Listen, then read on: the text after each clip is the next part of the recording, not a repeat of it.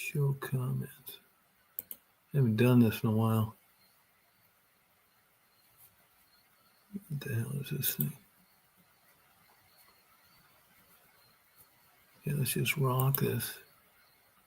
I think it's working all right, but I don't know for sure.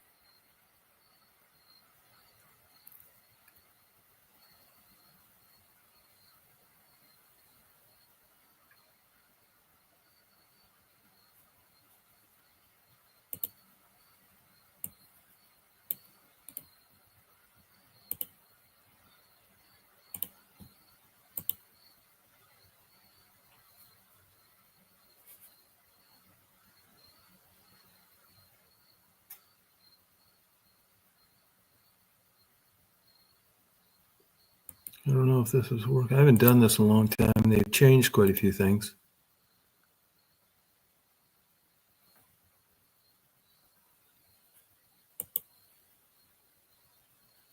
Oh yeah, I got this.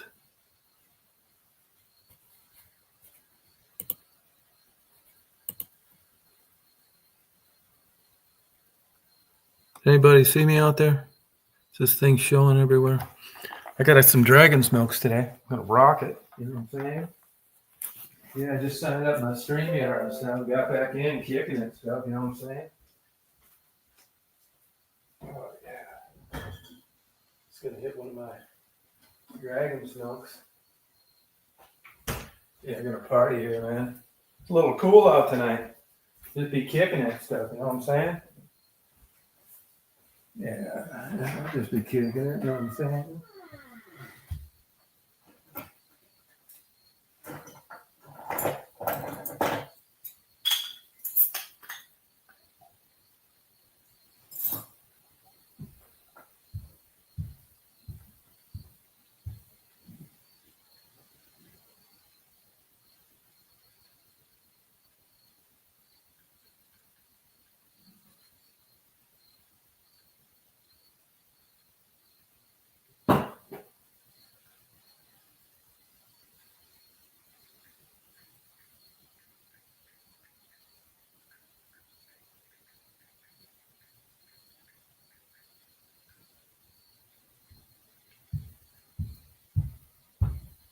Yeah, we just gotta be kicking it out here, you know what I'm saying?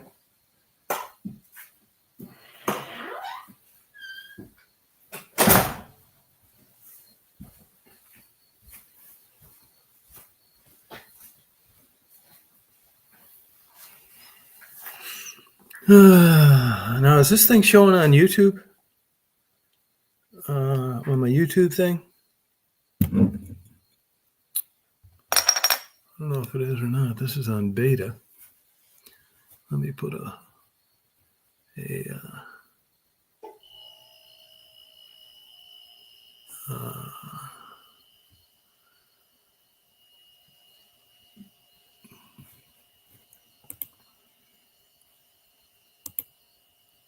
now we're talking. I see it's a little different than it used to be.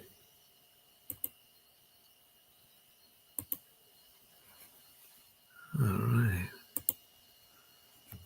Yeah, now we're talking. Oh, yeah. 9 now. Oh, here's a comment. Look on here. Oh, okay, Stephanie. Yeah, Stephanie sent me a thing. I wasn't going to sign up to this today, but I got fucking around and I went on it. I couldn't tell if it was my old thing or not.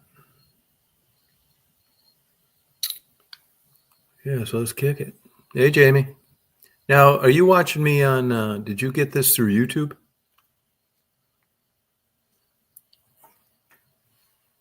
Yeah, we can do one tomorrow. Yeah, sure will. We'll do the Mark Kropka one tomorrow. Jamie, why don't you come on up here, you chicken shit? Janice, come on up here. Janet, if you're who I think you are, I think you're going to have to get the axe, babe. I kind of suspected that was you, and 2 people emailed me today. You know what I mean? There's people out there that spend a lot of time on this. I think you're going to have to go walkie bye-bye.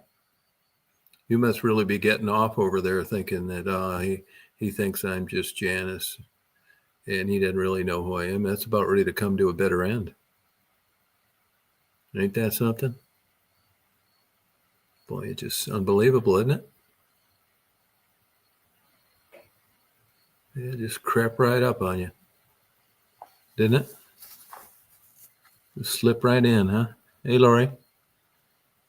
Hey, Lori, how you doing? Lori, you want to come out and party? I just renewed my StreamYard.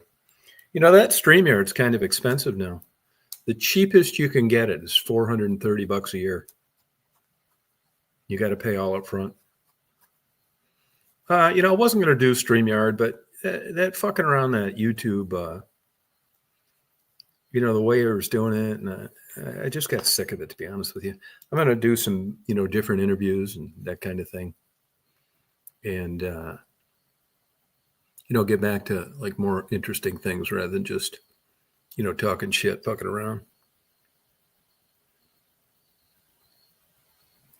Now, I wonder why it's showing this, why it shows this stupid, show comments on stage. Yeah, I don't need that. Let me see what else I could put in here.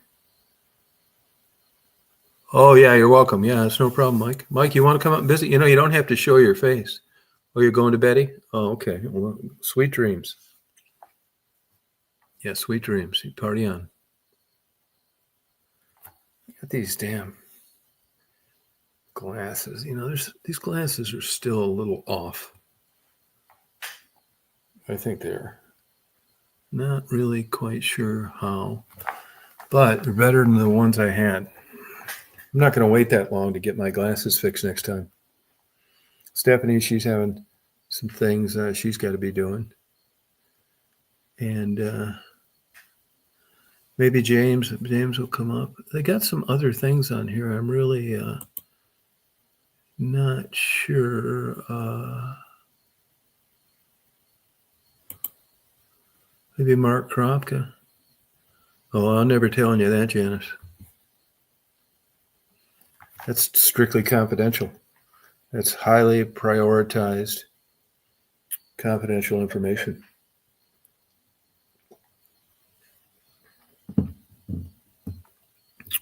And I think if you recall, I asked you this before.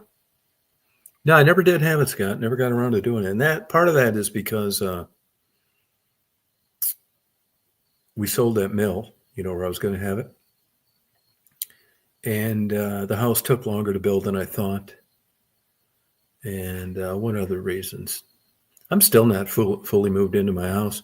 I didn't even get a stove and a refrigerator yet. It's because I'm always eating out, fucking around bookstores. Hey, Stanley, how are you? So no, I never did have it. And I was, traveling a little bit, and I wasn't like sure when I was going to be around. And you know what I'm getting into? I'm going to start breeding Texas Longhorns. Those cattle with the big horns. Yeah. I'm interested in genetics. I've done it with other stuff before. I mean, I also quit doing it because I just, I have to do it for the right reasons. And that is that I'm not really interested in doing like designer breeds of things. Like I like pythons and stuff like that, but I just can't in good conscience just breed those for color combinations. Ball pythons, like, nah, I don't think so. And I couldn't even get myself to do it to any living thing, like guppies, fantail guppies. I'm not doing it. I think it's cool. I'd like to do it. But what I am going to do is I'm going to try and get involved in bringing the original gene pool back. So it'll proliferate more in the U.S. in general on the Texas Longhorns. They've done to those what they've done to dogs and cats and everything else. And it's kind of taken away their legacy. Piano gets delivered 11 o'clock Monday. 11 o'clock Monday. Yeah, 11 o'clock Monday they do, yep. I take my first lesson Thursday. I don't know whether I misunderstood it or he told me wrong. Probably I misunderstood it because when we were, the way, piano lessons, the place where I got my piano and where they give lessons, kind of like a Christian thing. They don't advertise themselves, but everybody just happens to be an ordained minister, a master's in worship, music director of a church, that kind of thing. Nice people. I like them. I mean, when in Rome, do as the Romans do.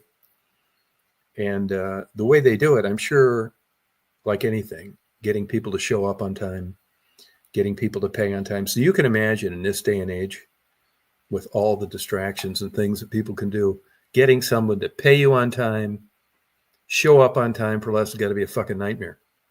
So what they do now is, and I think a lot of places do this, I'd kind of read an article about it a while ago, and that is they deduct it out of your account once a month, and that's the only way. You're not coming in there. I even offered to pay cash a year in advance. Nuh-uh, didn't want it. And I know why. Because even though they get paid, they don't want to get in a deal to where you want to switch the lesson and you've already paid for it and blah, blah, blah. So the way it's set up now is it's $130 a month. That's for 4 hours lessons, 4 hours of lessons, 1 day a week, every week. And that's coming out of your account no matter what. And you better be there. And if you're not, tough shit. I'm sure if the instructor can't make it, that happens from time to time. But I know why they do that, because people are just, unreliable, don't have the money, want to give you half down. And this takes care of that. And it kind of separates, the people that really want to learn how to play and the people that don't. Now, I'm going to have to really tone down my screwing around. And it has nothing to do with that, Harley. And we'll see you later, Harley. Good having you on. Nice to see you again. Bye-bye. Goodbye. Yeah, you won't want to hear me play live for a while, I'll tell you. So that's the way they do it. They just take it out and, you got to be there. But I'm going to have to, learning the piano. I tried learning the guitar one time to no avail. And I hope the piano goes better. I mean, part of the reason I did it, a couple of reasons really. One, I want to keep me home better. I'm always out screwing around too much. And I want to appreciate classical music better. I mean, if I play the piano early on, it's going to be, a comedy night. Just like, I don't care though. I mean, there's nothing at risk. I'll do it. But I know I'm not going to be any good at it for a long time. But I know in order to even get a basic understanding that I'm going to have to dedicate some time to it, No, I don't either, Mike. That just shows you the mentality of these people. Yeah, coming into chat, first thing, something stupid and rude. Oh, yeah, they're all over. And, we've had a lot of them lately the last few days. They're coming onto places where they know they're not wanted and they know their comments are super immature. It's unbelievable to me. And that's why, I just did another cleansing of people that have been on here for a long time about a week ago. And, people ask me, I tell you, there's no behind the scenes stuff. It's just the way I am. I don't chalk it off to being brutally honest, more of probably a facet of some kind of my mental illness. Because I just don't know too many people like that. I'm kind of like a black and white guy. And honestly, that's what I liked about flying. I like checklists, and either you do it this way or that way. I don't like things left up in the air. And if I think you're doing some creeper weird shit, I've known Stephanie a long time and some of the other people on here, Mark, and we joke around in a way that you're not going to be able to joke around with us the first 6 months we've known you. It's a protocol. I wouldn't really call it etiquette. And you don't need to try to impress me. I mean, if I think you're full of shit and I catch you in things that I know not to be true, I don't want you around here. It's a private channel. It's a private chat. I don't care how many subscribers I have, like, share, none of that shit. And this is one place that I've had the liberty where I don't have to horror myself out like I was when I was self-employed. I had to kiss so much ass as a private detective. It was fucking unbelievable. Putting up with these assholes, just biting the bullet all the time. I'm not doing that on here. No fucking way. No matter what happens, even if YouTube kicks me off. I don't monetize these things anymore, which has helped. But, they were fucking with me on my copyright-free music that I paid for a while, and that seems to have gone away for a while. And if you're a bullshitter or you're trying to impress me with a bunch of shit, or you're making up things like you have children that are doctors that aren't, it's time for you to go. And there was a guy on here who, not a bad guy. I'm sure that anybody that's been kicked off, asked to leave, they probably have good qualities. But if it gets to the creeper mode, you're going to get the old virtual boot. Yeah, I don't think it's some great privilege. You're lucky to be here. Any of this fucking shit. I really don't. I mean, if we have fun and we talk a lot of shit, or you like the things that I upload. I mean, I know my stuff isn't like really good. If it wasn't for interviewing prostitutes, we wouldn't be talking. Which is why I feel I owe them something. And by the way, if anybody ever thinks of any ideas on what I could do to like really help working girls, I'd be all for it. I got burned out before, got dangerous in Detroit. If anybody has an idea on something that, we never discussed, I'd certainly be interested in it. I mean, I really enjoyed talking to them, figuring how they got there, that kind of thing. And now that I don't like monetize anything, it's a lot better in a lot of ways. Now, the good news is I can still have a place to upload. And if you know me, you'll be able to watch these videos. And I'm not walking around on eggshells anymore. I'm not, it's really not. Like, it's good cameras, honestly. I did do professional photography for a while, but it was like so super boring. I'm more of a guy where I want to get as many photos as possible as this limited amount of time. I'm not fucking around all day trying to get like the perfect shot. It's just not my personality. Hey, Lucid, how you doing? Hey, James, how you doing? Hey, SOB, how you doing? Oh, thank you. Oh, yeah, I really like Georgie, I can't believe it. Yeah, Detroit, man, it sure was, man. I got lucky on that, believe me. Like I say all the time, and as I get drunker as the night goes on, I know it sounds nuts to you, but that was some of the best time. That was in probably the top 25 best times of my life, maybe top 10. Oh, thank you. Oh, tell her that's sweet of her. I could teach her to do it in an easy time. I was into film camera. I did a lot of large format.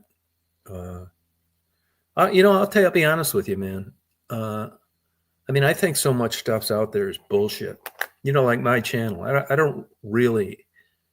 shouldn't really have 186,000 subscribers. That was just a weird fluke promotion thing. And you look for these faux false ceilings of credibility.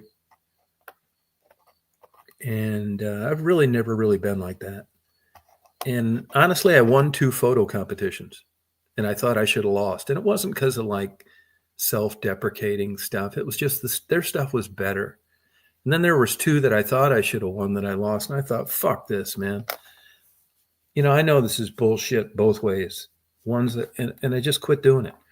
And then I got talked into doing some model photography because they kept going through photographers in Chicago. And that was probably the worst photography experience I ever had. I kind of suspected it was going to be like that. Just dealing with these dumb broads. It's a monetized channel, but I don't monetize the videos. You have an option to monetize them or not, and I don't do it. Yeah. I mean, I'm not saying I never will down the road, but the reason for that is, at one time, they paid a lot of money to me that I never thought I'd get. And then as YouTube grew and evolved, and I don't blame them. It's their platform. They can do whatever they want. They don't want to have to babysit people. The first way that started out is they patrolled videos and they got rid of the ones they didn't like. Then they left it up to you. And I had a perfect score with grading my own videos. So when you checked off all the boxes, if they caught you bullshitting them, they would take away your privilege of grading yourself, and all your videos would have to be looked at and approved before they'd be available for people to watch. Well, as time went on, YouTube, I mean, this is a digital marketing platform, really, and YouTube's kind of the secondary thing to it. with regard to people like me. So as time went on, if I was running YouTube, I'd do the same thing they were doing. Run a bunch of commercials and don't babysit people. When you're as successful as they are and you accidentally make a ton of money you never planned on, because the original plan was just to garner a bunch of emails through Gmail, getting you to sign up and use that and digitize. Well, now, I mean, that's why YouTube can do what it can do. They don't need the money from videos. They don't. That's why all these third-party platforms, no one can compete with YouTube, because these FPT servers are super expensive to run. I can't imagine their hard drive space. And I think the day is going to come where guys like me, where 99.9% of my videos don't earn them a dime, that's going to come to an end.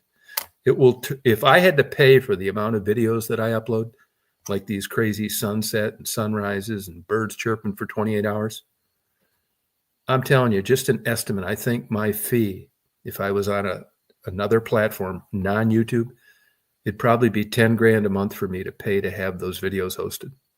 So this notion that I can come on here, not monetize my channel, and get somebody and share and fuck around, have fun, is worth it to me. I'm not expecting any extra. But YouTube now, they want it all family friendly. You know, if you get a digital platform and you're not spending a lot of labor babysitting people, the last thing you want is to have your product come up in the middle of me asking someone how much blowjobs go for in Detroit. So, you know, I get it. They want it user friendly. When you click off now, when you upload a video, it basically, you're hanging yourself every time you do it. And that is like, is it sensitive? Is it controversial? Is it illegal? They don't want you talking about drugs. And the weird thing about it is, let's say I had a lot of success through Prozac. They don't want me talking about that either. You know, they'll flex their muscle here and there. They did it a few months ago when I uploaded a video on how to get a mouse out of a sticky trap, how to get a mouse out without hurting it. I got a strike. Why? I don't know. I used to, you know, I don't really upload too many of my books anymore that I get, because I got strikes, not warnings, strikes for providing unauthorized medical information. What the fuck are you talking about? These books were written by PhD and medical doctors. So, you know, and once a few of those things happen, and here's the truth of it too. The way it stands now, I think I've got 26,000 videos uploaded, okay? If I monetize my video, you know, they're not sending me any traffic anymore. They don't want to, they don't promote guys like me. I'm fine with it.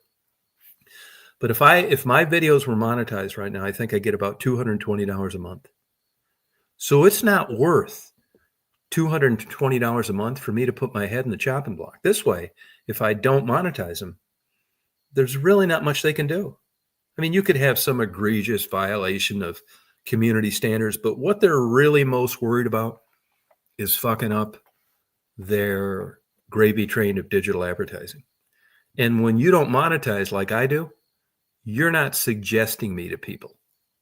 You're finding me because you already know me, that kind of thing. So, you know, that my channel will slowly tick down to who knows what. But honestly, I appealed them and lost. Yeah. Appealed them and lost. Yeah. And they did that to me before, maybe about 5 years ago, when YouTube, and I'll tell you the videos. One was about, I made a joke about, I was hand feeding some baby blackbirds, and I titled it "How to Make Crack." It's a joke. I got a strike for that. And a lot of the videos that I do, like the bird singing and the sunrise and the sunset and all that shit, I don't watch all that stuff. If it's 22 hours of bird singing, what I will do is when I render that video and I put it all together, I will look for spikes of high noise, like a jet airplane too low or firecrackers going off. I'll quickly scan for that. If I see something crazy like that, I'll edit it out. A loud thing, a door slamming, a shovel falling, whatever. But other than that, I am not listening to 22 hours of bird singing.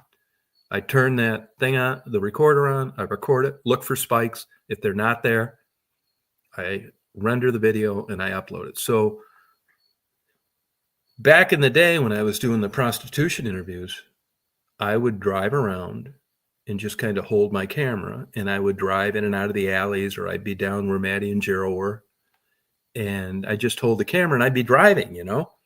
And one time, a girl flashed her tits, and I didn't catch it. I didn't even see that. I don't remember it. And I got a strike, and when I went to look at it, it's like showing, and it was showing nudity.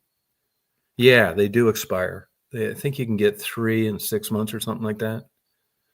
You get 2, maybe it's you get 2. If you get 3, then they cancel your channel and you can reapply and that kind of thing. So I think since I've been on YouTube, I think I've had about maybe 9 strikes in 15 years, something like that. And I thought they were all bullshit strikes. Now the nudity, yeah. Now I got a strike too when I showed girls shooting heroin. And here's the funny thing about strikes on YouTube. Every time that I got a strike on YouTube, I went and searched an exact same video that I was struck for. Girls shooting heroin, girls showing their tits, how to get a mouse out of a sticky trap, making crack cocaine for blackbirds. And there were thousands of these videos up and running. Because when you get struck, that video is taken down. It doesn't stay up there. And they were just all over the place, especially the heroin thing. I knew when I uploaded that heroin video that, you know, there was a chance that they weren't going to like it. But, you know, I didn't like upload it like this is a great idea. I think you should give this a try. It was in the life of an active prostitute. So they're a weird company, man. Nothing surprises me what they do. Yeah, I uploaded a couple videos to some different platforms. Let me tell you, man, there's YouTube and nothing else. Either they're like gamer related, they charge an arm and a leg, the search engines are terrible, they're music oriented. Yeah, there's just, for the kind of stuff that I did, nah, I got a couple. And you can even upload on Amazon somewhere. I uploaded a couple of videos, and it was just like, I mean, this is like apples and oranges. Yeah, I just didn't want to do it. I thought it was bullshit. And, you know, it got to a point where with YouTube, if they cancel my channel, you know, there was a time it's like, oh no, what'd you do that for? You know, I'd been upset about it, but not really anymore. You don't know what they're going to do next. You know what I mean? And, you know, I know my channel's just like, you know, having fun and stuff like that. So, you know, I just have it to do fun. Yeah.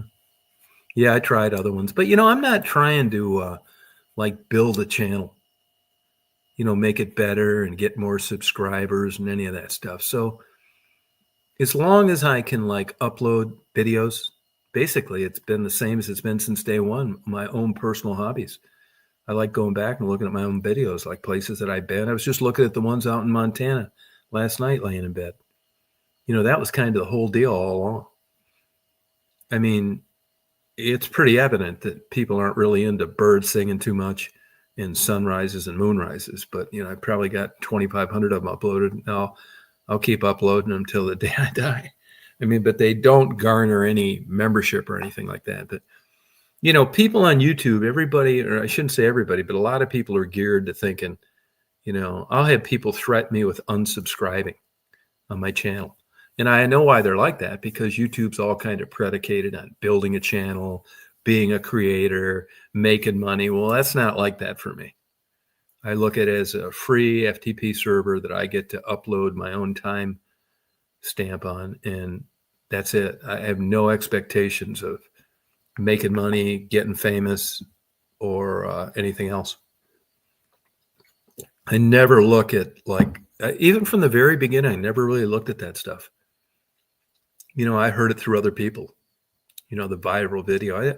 I wasn't even monetized for a long, long time.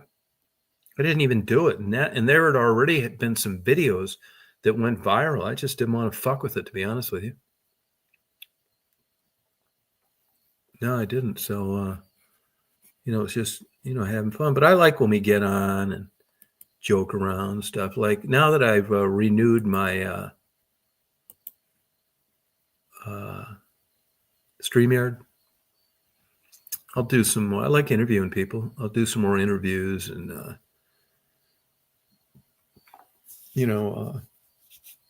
different things.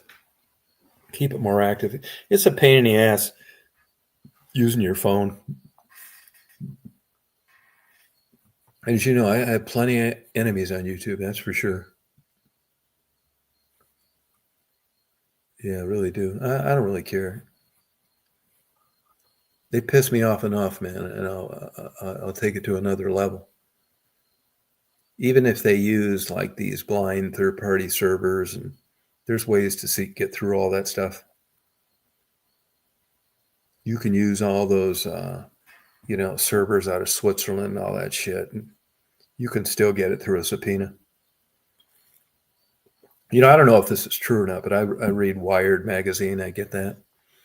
And they say that a lot of these like secret servers, what is it? Not, it starts with a P, Proton email and all that stuff, that the CIA owns those companies, which wouldn't surprise me. And I know for like, I can go on a Proton email and send Retro Mike an email and say, hey, next time I see you in Illinois, I'm going to kick your ass. And nobody's really going to do anything. But I'll tell you one thing, you go and you start threatening world leaders and all that kind of shit, you're not going to have that double protection through Proton and the Onion, the dark web, like you thought you would. They'll be knocking on your door by morning. Yeah, I mean, this is an agreement between different countries, and there's no real way to, be totally anonymous for a layperson. I'm sure governments can do it. And as long as you're not like threatening leaders or, planning on raiding a daycare or something, nobody gives a shit anyway. So you're basically protecting yourself from just the average Joe Blow figuring out who you are. But it's not 100% effective.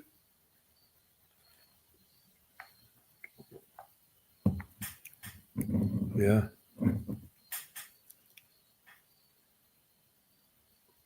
Yeah, they take them on too. Now, Janice, why don't you come up? You don't need to show your face.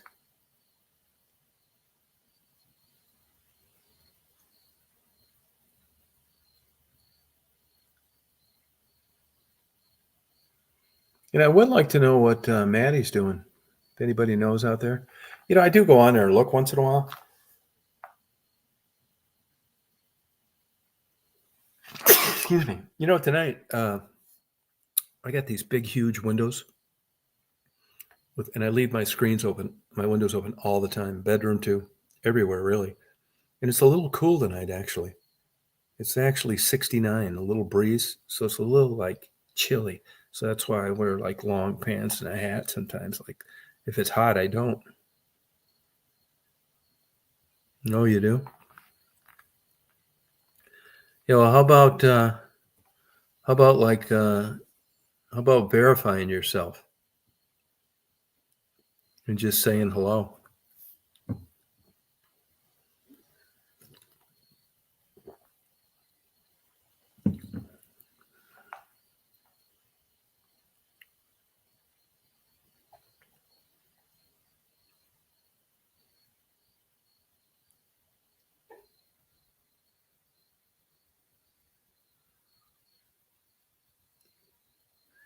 Oh, June? Yeah, but I'll tell you, man, they're really, as far as accurate weather forecasting goes, 14 days about it. Which is why all these crazy political theories of global warming are bullshit. They'll take some time capsule of a warming trend someplace in the world and then project that as if it's going to go on for infinity and that in 11 years there'll be no more glaciers. Well, and it's not going to stay that warm everywhere for 11 more years. Hasn't, won't, If you look at weather way back, you look at the Ice Age, all sorts of things. Yeah, there has been a warming trend before lately. Climate's different than weather, but I'm not worried about it. I mean, I think you should like limit CO2 and all this stuff.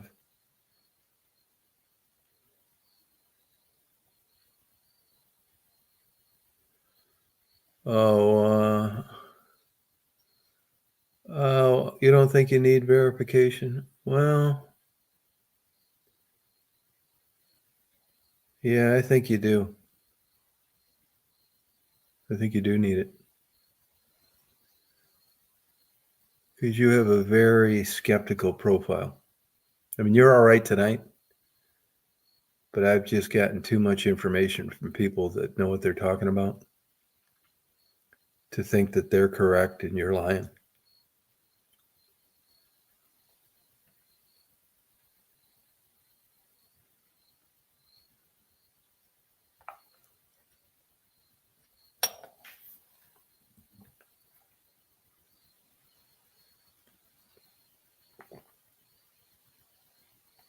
I mean, it's such a simple verification. You don't feel you need it because that way I'll know who you are.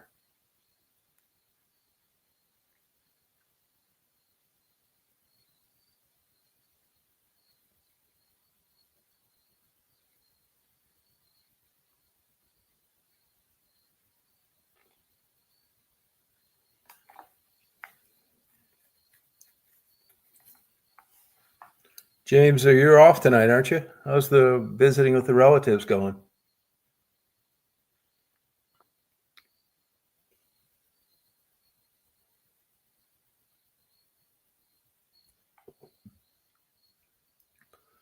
Yeah, but Janice, you know you'll come back as another ID. You're never really going to go away permanently.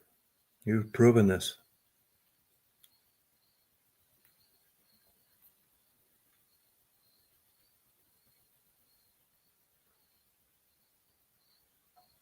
Now, James, I've talked to. Mike just sent me an email. Stephanie, we talk a couple times a week. Anybody that's on here now, Scott, Lorianne, Jamie Vogel, no problem verifying themselves along the way. It wasn't like, I'm asking for nude photos. It was just a simple verification on who's who. Nah, I'll tell you exactly what happened on the Michelle thing. And lucid dreaming too. Yeah, sorry about that. Lucid dreaming too. So, I mean, I don't think I'm being picky. Yeah, what happened with Michelle is, I mean, I wish the best for Michelle. I really do. She was going through a tough time, eventually got divorced. And I'm sympathetic to mental illness. And I'll tell you what did it is, she's chatting back and forth and this kind of stuff. First of all, and I'm not saying she did, but I didn't really have any interest in her, like other than like through YouTube. And I'm like a kind of a private guy. You're never going to run into me. All right, Janice, you're never going to run into me with anybody around me. I just like do my own thing. It's not like I'm not like trying to hook up with women on YouTube. So it was like going, okay. And then this is what did it. So she's talking to me and blah, blah, blah. And I'm trying to be a good support for her. She sends me an email in the morning and thanks me for being such a good, loyal friend and being there when nobody else was, something along those lines. So, all right, I mean, okay. And later that evening, she had just got back from some type of therapy or something. And she said, I just came back from, I don't know what it was, a therapy session or a counselor or something like that. And I'm supposed to avoid toxic people. I don't know that if I'm going to be able to talk to you anymore again. I thought right then, that's it. See you later. Nah. See you later. No, That's it. So I emailed her and I said, hey, look, I don't want you contacting me anymore. I mean, I've done this with a number of people over the years on YouTube. Good luck to you. I hope things go well, but no. And that's exactly what happened. Yeah, no, it's just, I get misunderstandings, people having bad days, all that. But you tell me that in the morning and tell me that in the evening, it's time for you to go. Yeah, that's exactly what happened. And I'm sure if you bring it up to her, she'll tell you that. Yeah, I just, and I wouldn't really say she's into drama or anything like that. But that's it.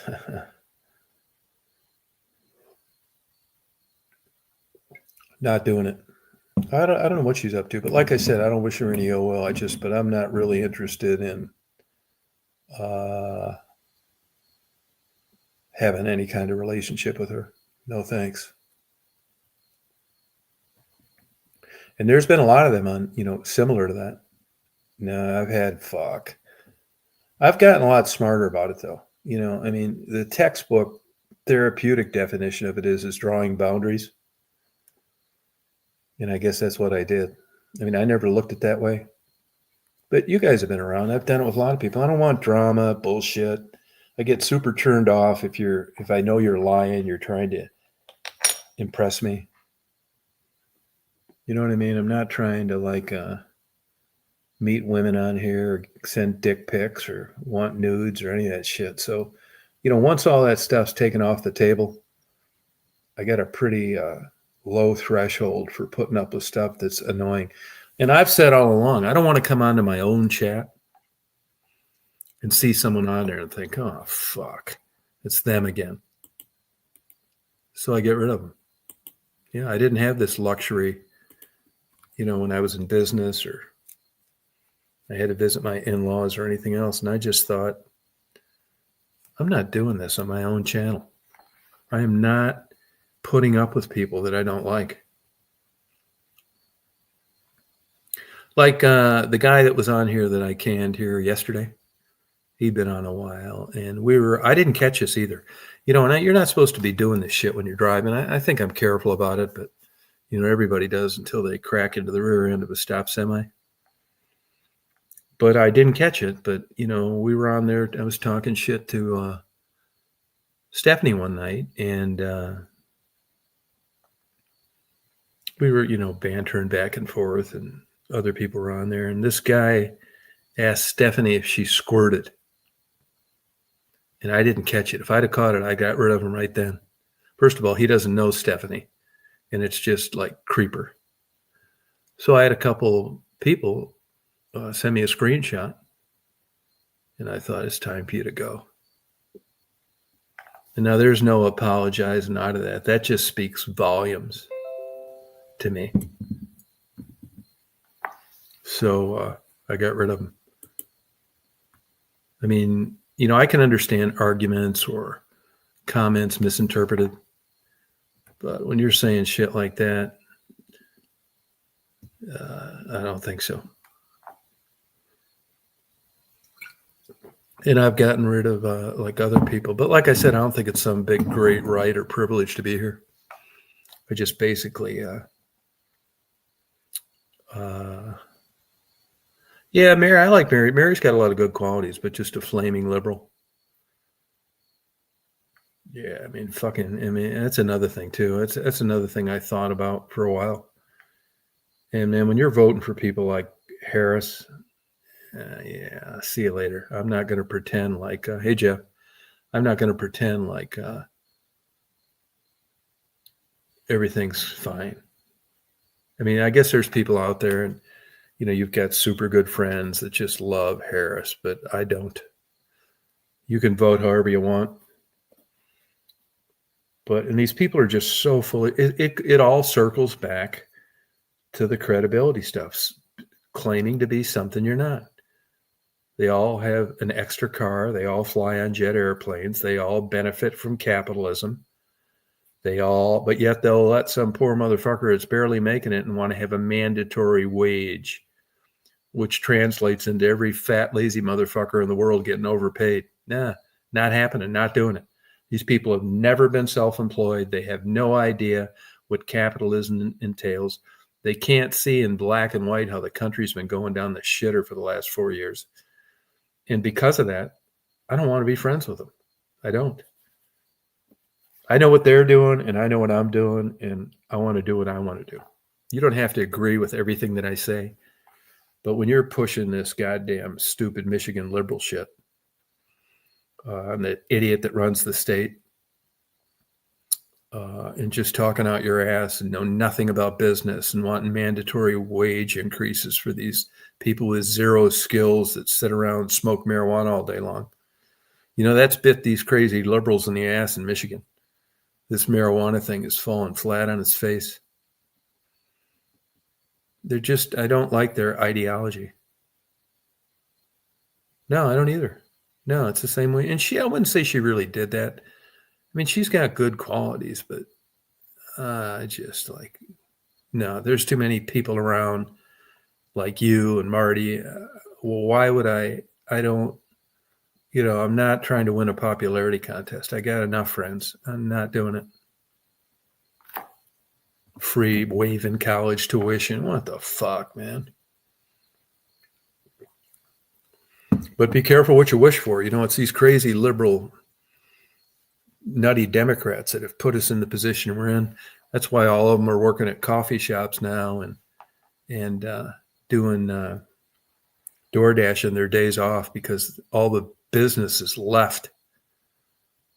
All this regulation, and nobody's paying into the pie. I mean, they just rape fucking Medicare and Medicaid. They don't work. They don't contribute to it. All they do is bitch about it. Yeah, she has been. You see Trump's talking about pardoning the people that were convicted for trying to kidnap her, which I think is a bunch of fucking bullshit. I hope he does. I followed that story for a while. And if you kept up with it and you read about the people that were convicted, that would be like you and me, Mike, going to the bar. We hate Gretchen, and we're in a bar, and we get drunk, and we start talking about kidnapping her. And somebody tells the cops, and it's a liberal state, and somebody calls Gretchen, and Gretchen's got a chance to make this with her lesbian attorney general. They just dismissed charges on that state trooper she charged for murder, doing his job, by the way.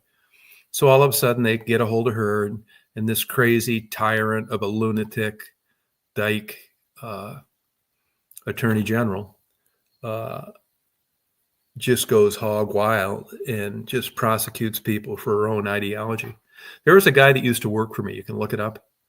Matt Maddock. He's a state rep. Matt, and then Maddoc. That attorney general, when she's not getting drunk and passing out at University of Michigan football games, charged his wife with falsifying signatures on Trump documents. He called me about 6 months ago. He said they've already got about $50,000 into defending it. But you got these two low-life white trash losers that hate Gretchen. They're in a bar. They get a hold of Gretchen. Gretchen gets a hold of her tyrant attorney general.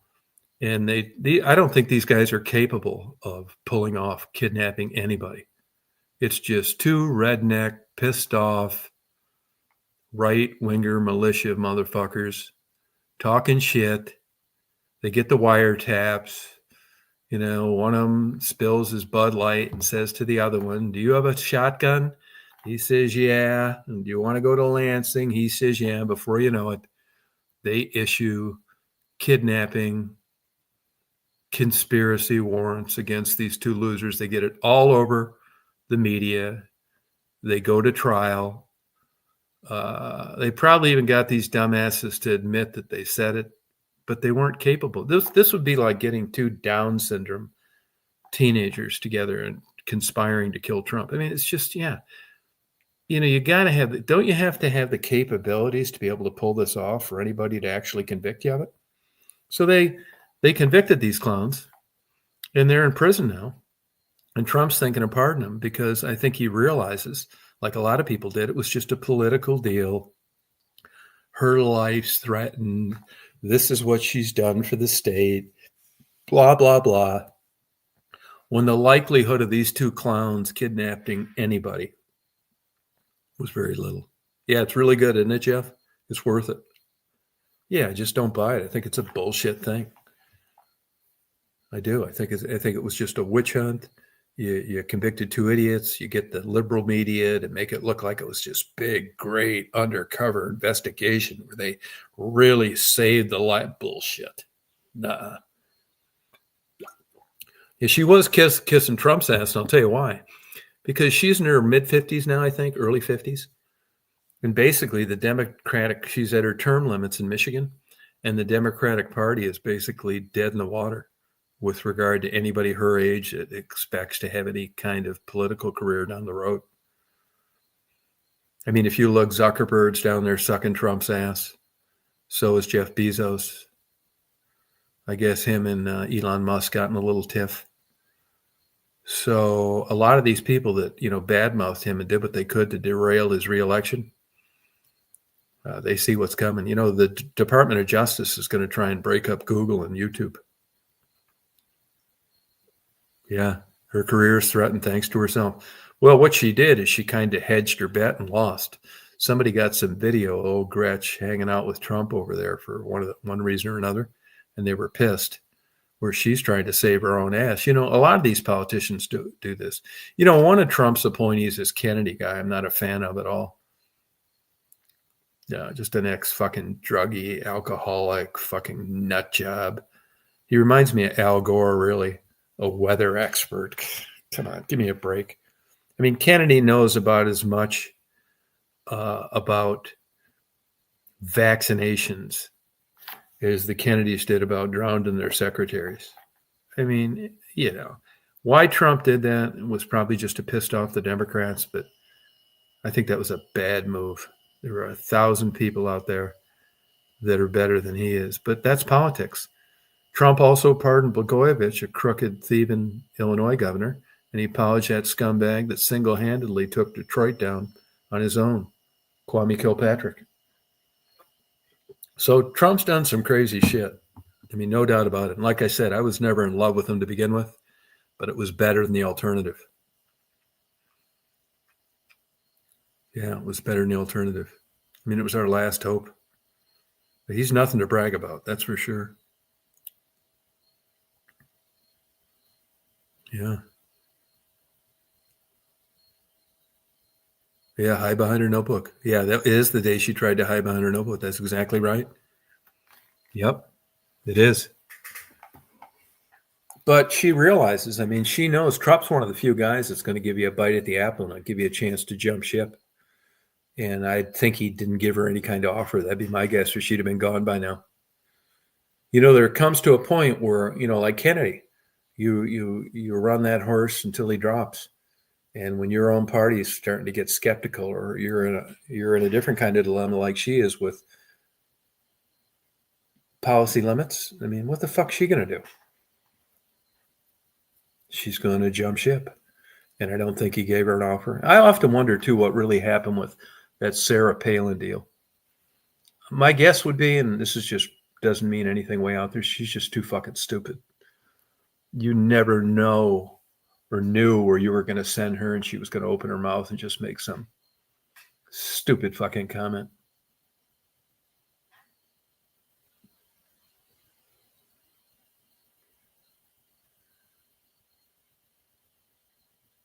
Oh, margarita kick? Yeah, good margarita is good. Yeah, it really is.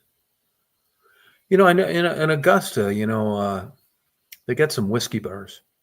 I was wondering, though, I just don't, I mean, if I'm drinking, like I want to drink and not get smashed, but, I think that I'd like to drink to where I don't want to drive. And like I said, you don't need to be legally drunk to get a drunk driving ticket. And I just don't want to be in Augusta with, 3 shots of Ardbeg 10 in me and get rear-ended by a sober person. You know what I mean? So I really don't drink too much when I'm away from home unless I have a hotel.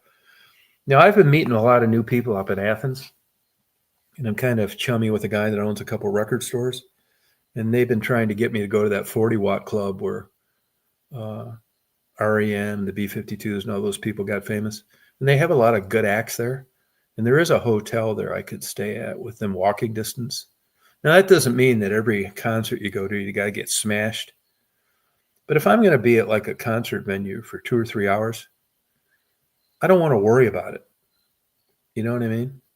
I'd rather just go there, have fun, have a few good drinks, walk over to my hotel, get up in the morning, have a lox sandwich, and and take my time, fuck around Athens. Like today, I was over there 6, 7 hours. I got like my regular stops: bookstores, music stores, bubble tea, chocolate, Asian food, Barnes and Noble, and anything in between.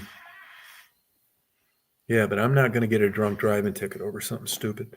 It just takes the fun out of it. But I've been in situations before where I mean, I actually think drinking enhances things. You have more fun.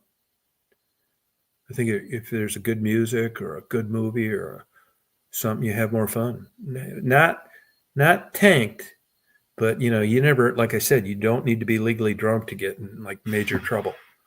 So I don't want to be at a concert like loving it and worrying about having one too many beers. And one too many beers is a big question mark. I don't want a court deciding. And it's an hour drive home for me. And where that place is actually located is like a fucking zillion stoplights, million turns, fucking 35-mile-an-hour speed zones. I mean, fuck. You're lucky you don't get pulled over there when you're sober, let alone drinking after a concert. And you got to go through 2 major speed traps. Either way you go, Greensboro or Crawford and Lexington. Yeah, fuck that. Not doing it. Yeah, autism. I mean, what's he know about autism?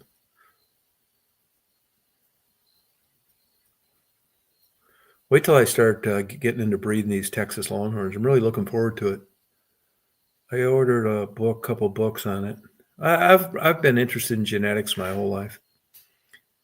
I've done it with birds before, and it'd be fun to do. And I'm really kind of excited about like the bringing back the integrity of the original gene pool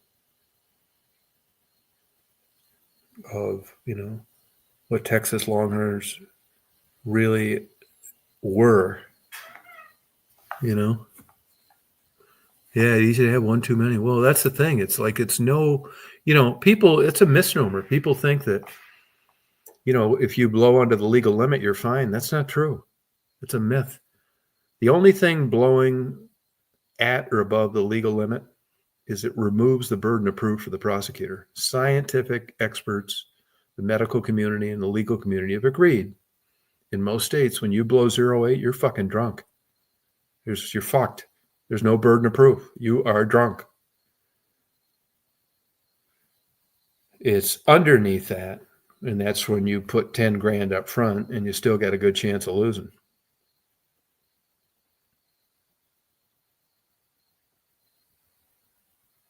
I definitely will. There's a lot of good places to eat up. There's a lot of not good places to eat up there too. There's a gyro place up there that sucks. Those noodles I had today were okay. I got that shrimp burger last week, was iffy. I mean, it's not like my favorite,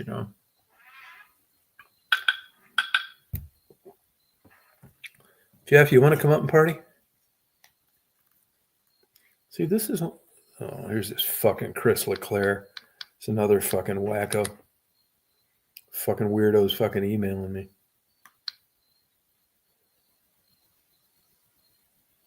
Yeah. Hey, Tom. I've banned this motherfucker, dude. Here it is right here. You can read it yourself, I think. I think this is the motherfucker that calls me all the time.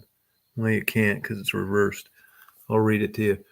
Hey there, Tom. No hard feelings. How is life with you and me? Debbie are quite well. We moved into a new apartment in January, and it's great. 1 bedroom, 1 bath, all utilities included. $695 a month. It's great. I don't want anything to do with this guy either. I blocked him and banned him under several IDs. He's fucking nuts. So is his girlfriend. Yeah, it's fucking wacko. No, doesn't quit. No, he's a fucking lunatic. No, and they really showed their true colors. Talking about Mark after he blocked him for interrupting his music shows, and that's what kept me from not wanting to give this guy another bite at the apple. They're just mean, crazy, anti-police, Medicare, Medicaid sucking people that want to defund police departments.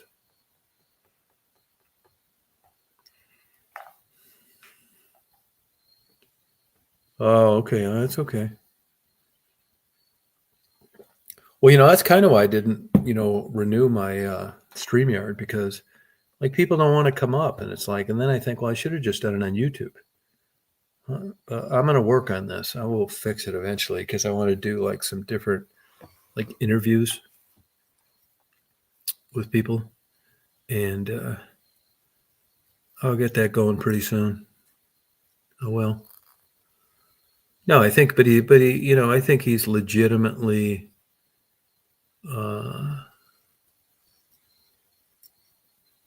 something's wrong with him. He can't like function like you can.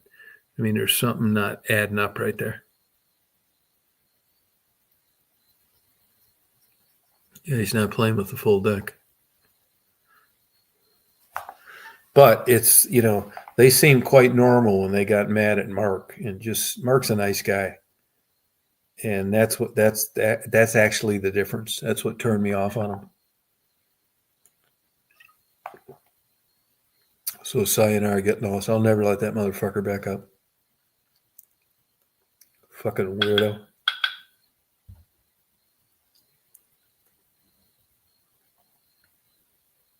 So obviously this fucking kook is watching the chat.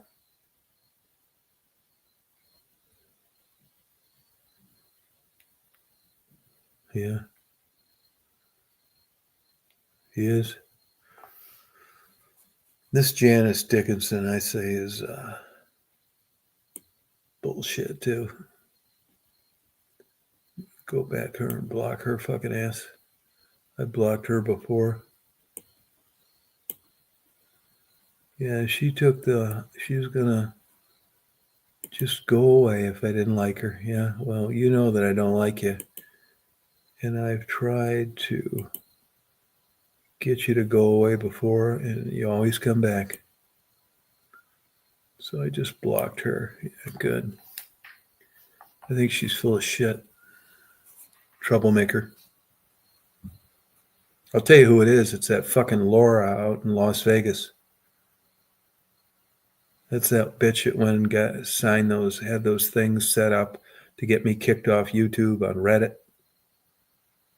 It's that one that, and that's kind of how I got involved with Tiffany, who's another fucking lunatic that I'll never let on here. But I didn't know that at the time. And she did, come to my defense and help me out with regard to that bitch, which I felt grateful, and I felt that I owed her one, and I did pay her back. But I don't want anything to do with her either. I don't want any of this drama, lunatic, crazy motherfuckers on here, troublemakers. And that's about it. Just way I'm going to do it. It's good beer, isn't it, Jeff? You enjoying it? Yeah, I drink 2 is about it for me. Yeah, open another one. Yeah, 2. It's good beer, isn't it? Everybody I've told about Dragon's Milk loves it. Now, because you like Dragon's Milk, I think that you'd like Ardbeg 10 on AI photos and these editing apps. And they're a lot of trouble. Now, when did this fucking shit come up? When did this Janet? I didn't even see this before. I didn't even see this fucking comment from her. I just blocked her. Was that the comment that was removed? God damn it. Yeah, this AI is a problem. I'll tell you one thing, it's ruining the music industry. Although it's benefiting the, I was talking to a physician today about reading radiology screenings and how good it's doing.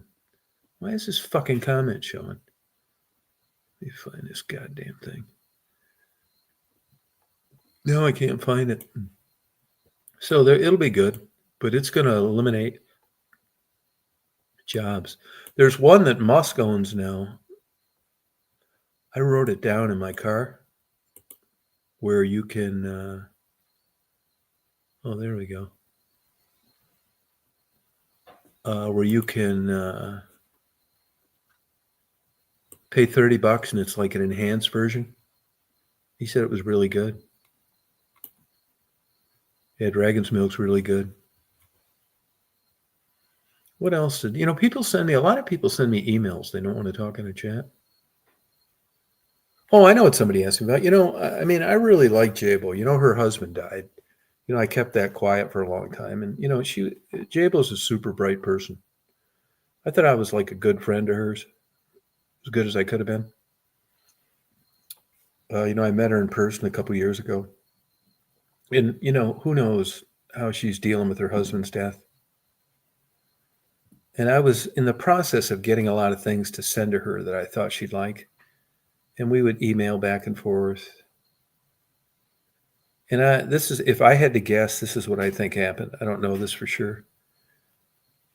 And I've joked about it. I get a couple of beers and man, I lay it on the line. I mean, it's almost a zero chance of me saying something that I regret. Although I do say things sometimes that I think are misinterpreted. And I'm not saying this had anything to do with it, but if I was betting, I think it did. I made a few comments how in the perfect world for me, this is after 2 Dragon's Milks. So be careful, Jeff. In a perfect world, I would have Javo as my companion because there's a lot she has to offer. And then I'd have 2 blue-eyed, blonde-haired Scandinavian cheerleaders come over and blow me once a week. It would be like my perfect relationship. It could have been that.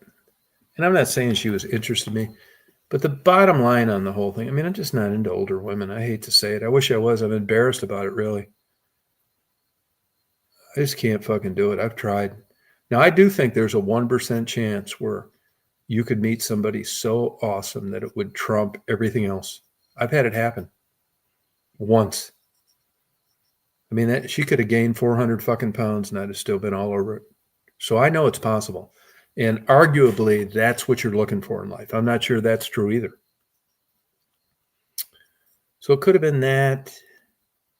But I left her a message one day about some shit. Oh, and I offered, something came up one time, and I talk about my porn collection and stacks of porn, and something came up about dating, and I offered to send her some of my porn.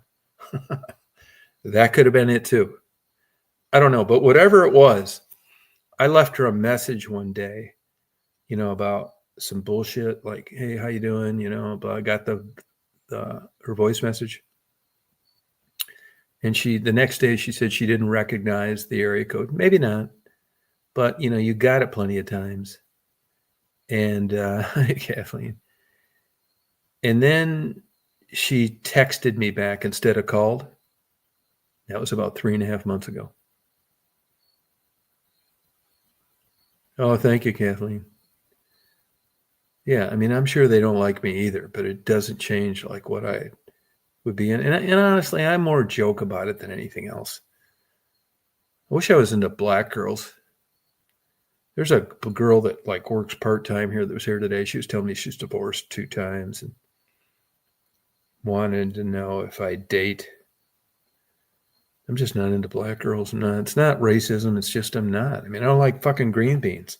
There's just some things you don't like. I got an idea that I had one girlfriend for about 3 months in 1998. I couldn't wait to get rid of her.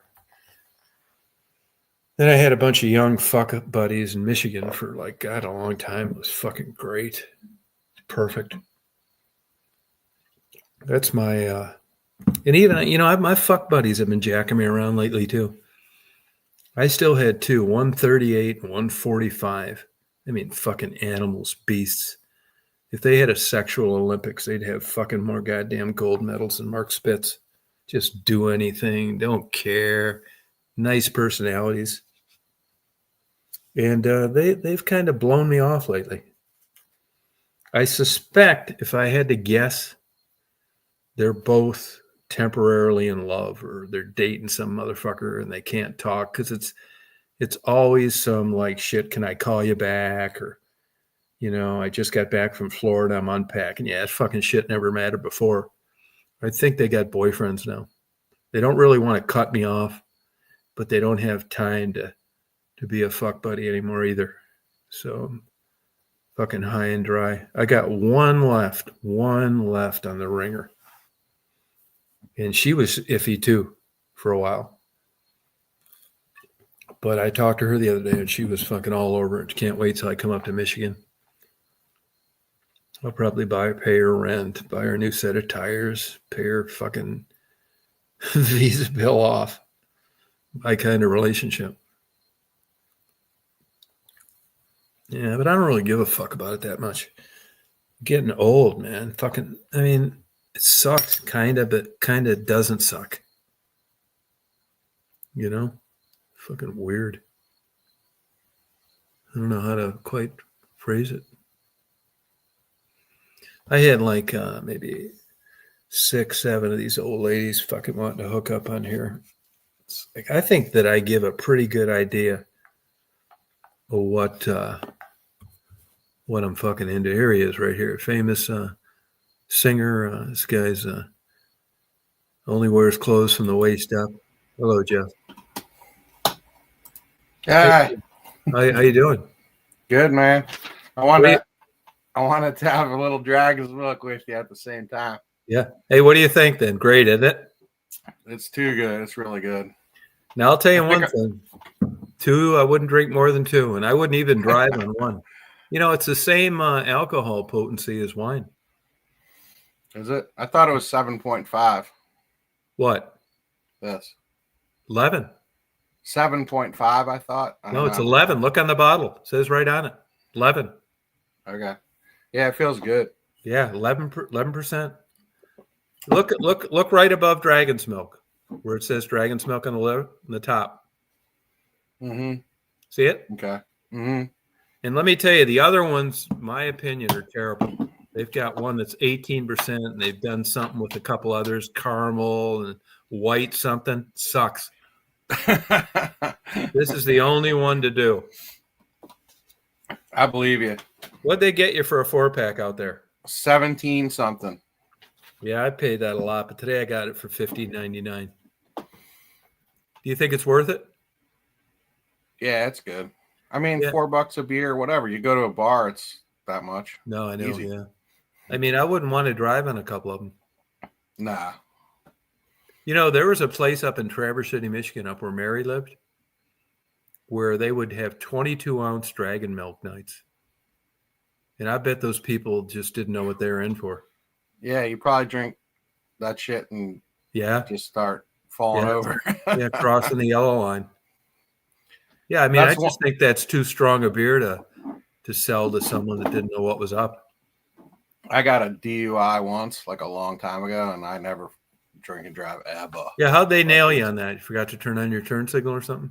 No, I was coming the other way, and I was going a little over the speed limit, and they turned around and caught me. Yeah, how bad that fuck up your insurance and shit? It wasn't that bad, but it was a long time ago, and they did what they call like a probation before judgment, so it was like a first-time offense thing.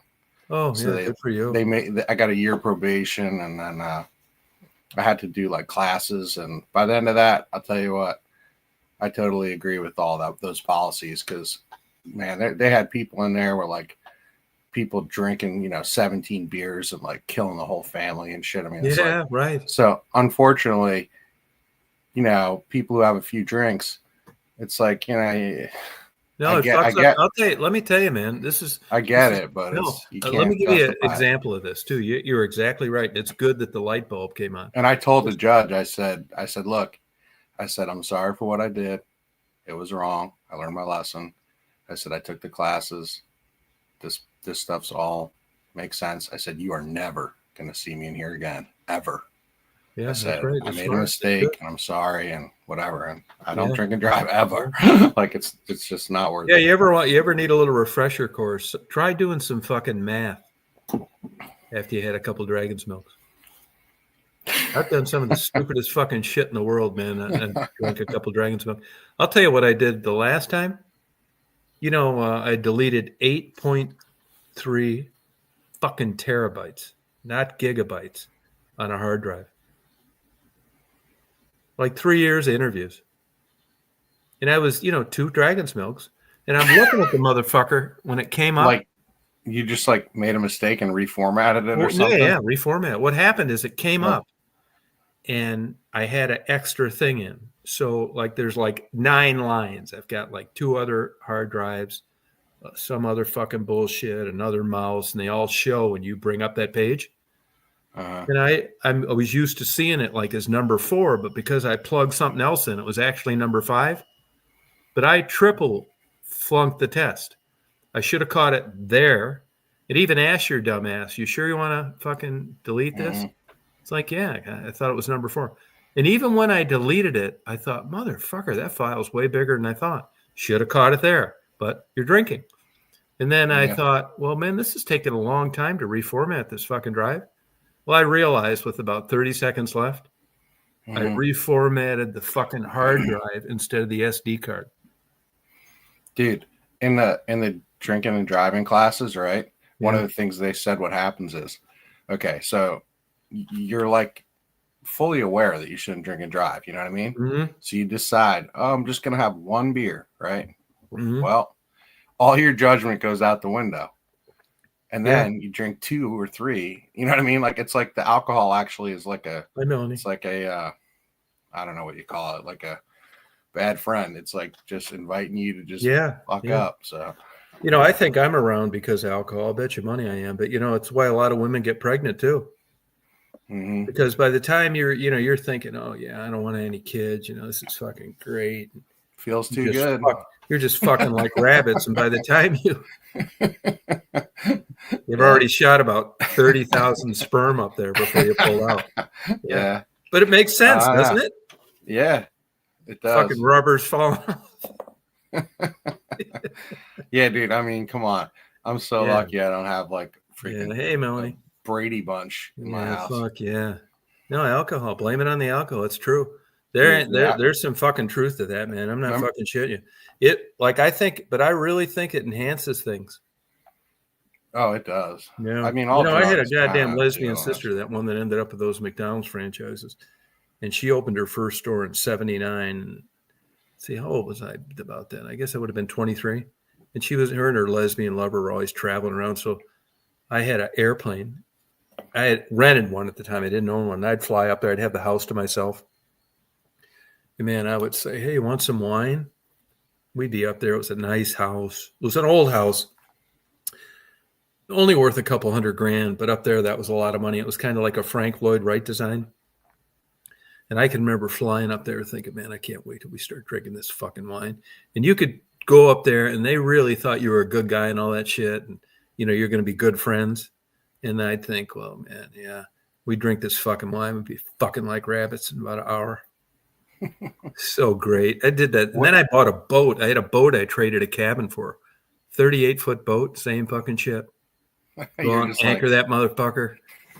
Yeah, and like you'd be there a fucking month, moving things along sober, getting to know each other, all that shit, man. You drink some wine or some good beer, fuck that.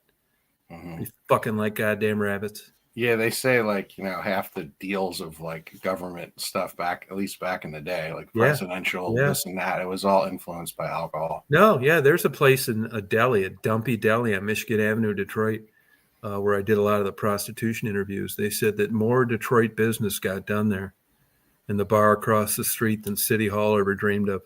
Mm-hmm. It's true, but it does influence. It does change things. Old people, you catch somebody like now, they'd be in their 70s or 80s.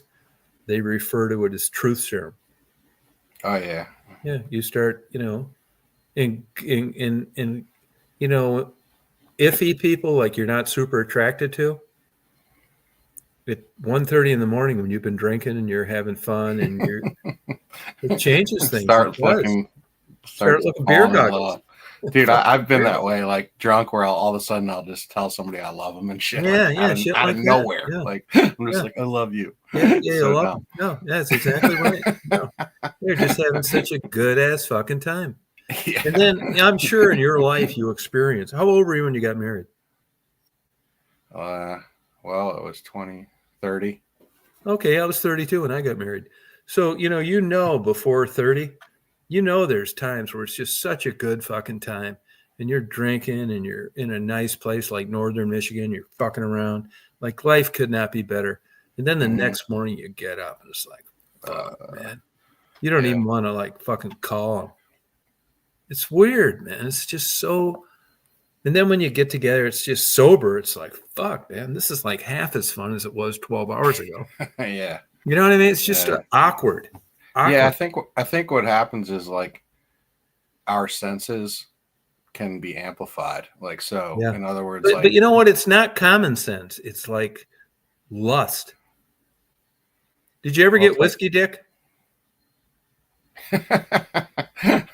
I mean, haven't we all at times? Yeah, I can remember getting it twice. But, I didn't realize this till like way late in life. But I could not, you hear of these college kids getting busted with Viagra. Uh-huh. And they take those so they could get drunk and fuck. Yeah, I never did any of that. No, I didn't either. But I'll tell you, there's a couple times I wish I'd have had one. Yeah. I mean, you just can't believe that, you're in this circumstance. You're fucking 22 and you can't get hard on. Yeah. I think that's like, there must be some sort of a natural like phenomenon with there is whatever you call that, because like sometimes like it's like I shouldn't talk about all this shit, but basically sometimes I think it's like healthy to like not just be absolutely right. No, I didn't realize at the time I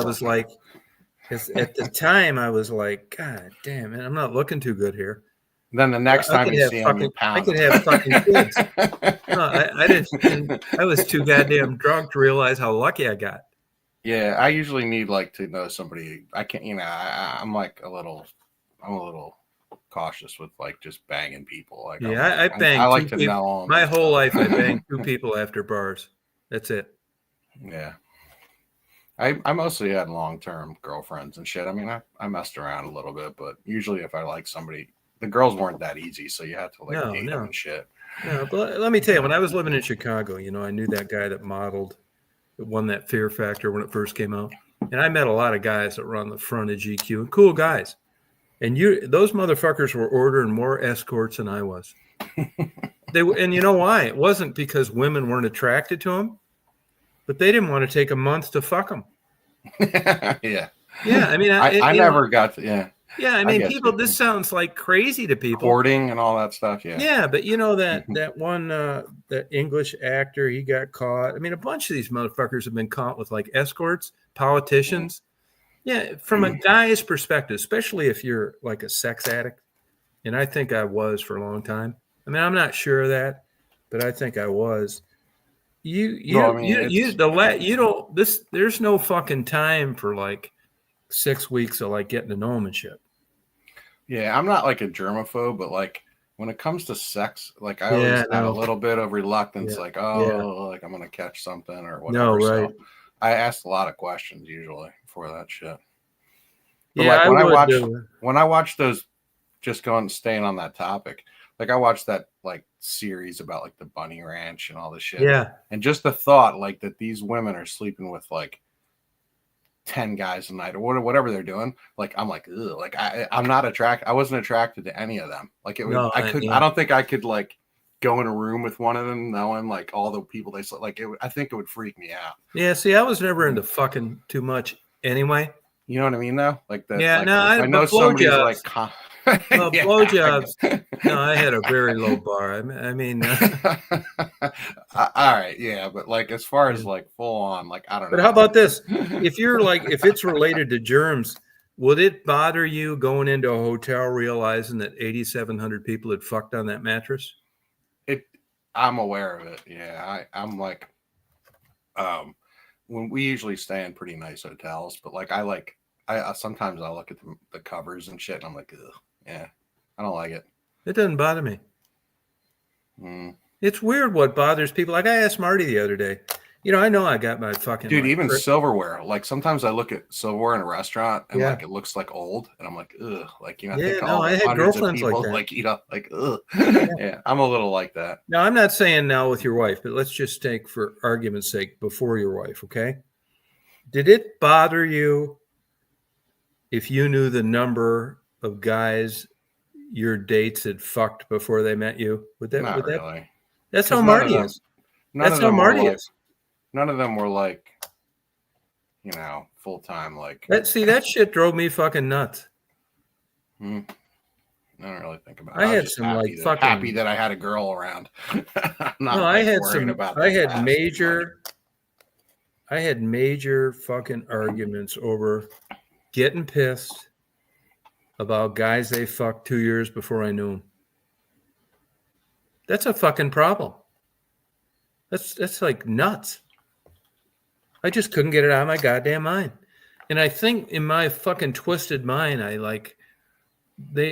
some fucker tapped into this intimacy that was gone by the time I got there. I really could never really articulate appropriately what drove me so fucking nuts about it. But it drove me fucking nuts, man. I wasn't so. Yeah. It did. I think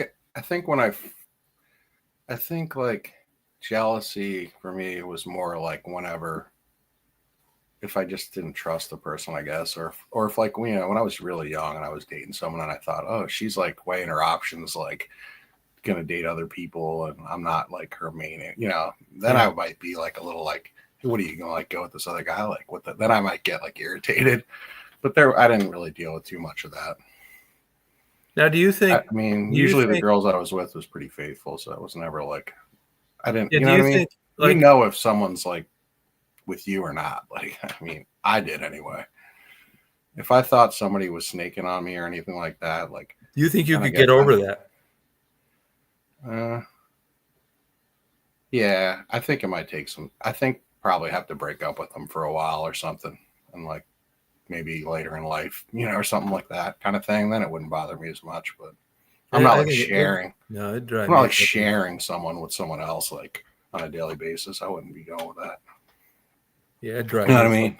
It'd drive me fucking nuts. Like I'm not like in one of these open relationships. Like fuck that. Yeah, I think I was the most jealous motherfucker that ever lived. Why do you think? I don't know. I mean, I don't know. I mean, you know, you never really fucking know. I mean, I had crazy parents, weird upbringing. But I'm not blaming it on that. Maybe I wasn't rubbed it up as a baby. Fuck, I don't know. Mm-hmm. But I know from fucking day one, I was like the crazy fucking psycho. Like I see some guy, I was watching a YouTube video the other night. They broke up, good looking blonde. She's getting fucked right away by somebody new that's treating her way better than he did. You know, it's brand new shit. He finds out about it. He fucking finds out where they are through some goddamn app. When you're a jealous motherfucker, you're super motivated. You'll put shit on their car, their app. You know where they're fucking at. You're broke up. You're not supposed to be fucking with them. All of a sudden now that you know that you see them in a nice restaurant, then in a fucking hotel, you go goddamn fucking crazy. And this motherfucker tracked them down. They were out probably fucking in a car in the woods. And that guy got out of the car and he ran him over and killed him. And I thought to myself, you know, I could have been one of those fucking people. Yeah.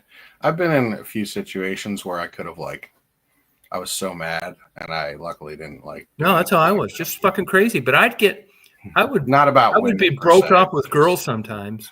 We went our separate ways. I was fucking striking out, and they were getting fucking hit on right away, and it drove me fucking nuts. Something that I was thinking about just now, you made me think of it, was like I have to wonder about evolution in terms of like, okay, so you have like dog breeds, right? Yeah. Certain dogs they run a lot. Certain dogs are herders. Right. Certain dogs are they do dig holes, whatever, that kind of shit. Yeah. So what I wonder is if like people, you know, we just have these inherent traits, and since our past is like littered with thousands of years of just killing people and shit, if we don't have like that in us, to like certain people are more prone to like snap like that because it's some kind of like thing to protect, you know, the family and that kind of shit. So like, it's maybe an inherent trait that, you know, half the people in prison are just because they're like, that's their breed. They're like, do things and whatever. You know, I definitely would say, I don't know if I'd put a number on it, but I'd definitely say there are people in there in prison that couldn't help it. Right. If that presented itself with that gene pool in those circumstances at that time in their life, they were going to kill these motherfuckers. Yeah. I mean, you know, they're in there fucking, you know, 20 goddamn years later and they're still mad.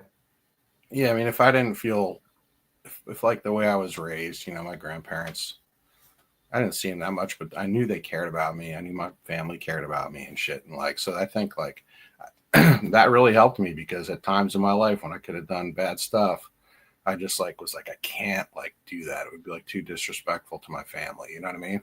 Yeah. Like to like do some criminality or whatever it is, like do like some hard drugs or just something stupid. Yeah. Like I was like, I better not do that. So I think of that when I think about people and the decisions that they make and stuff. And I encourage but families to show love to their kids, because if the kids don't feel like anybody cares about them, then why should they might not care about what they do. And so it's like, there's a lot of shit with stuff like that. But, you know, humans, you know, your life is pretty much predicated on emotion. It's not rationale.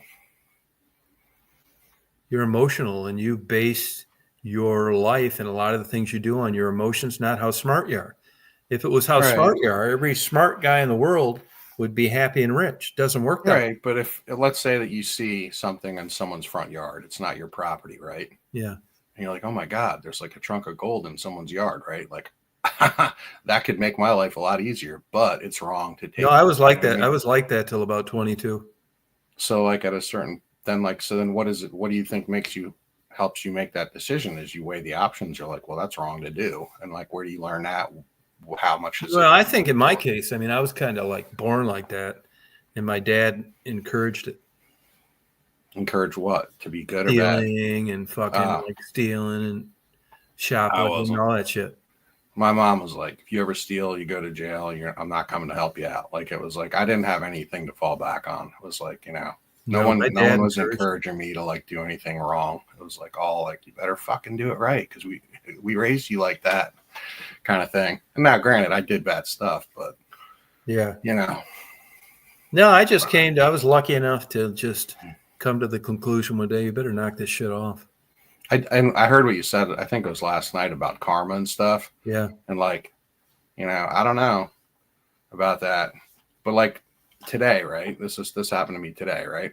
So I'm bagging my groceries and I bought the dragon milk and all this stuff.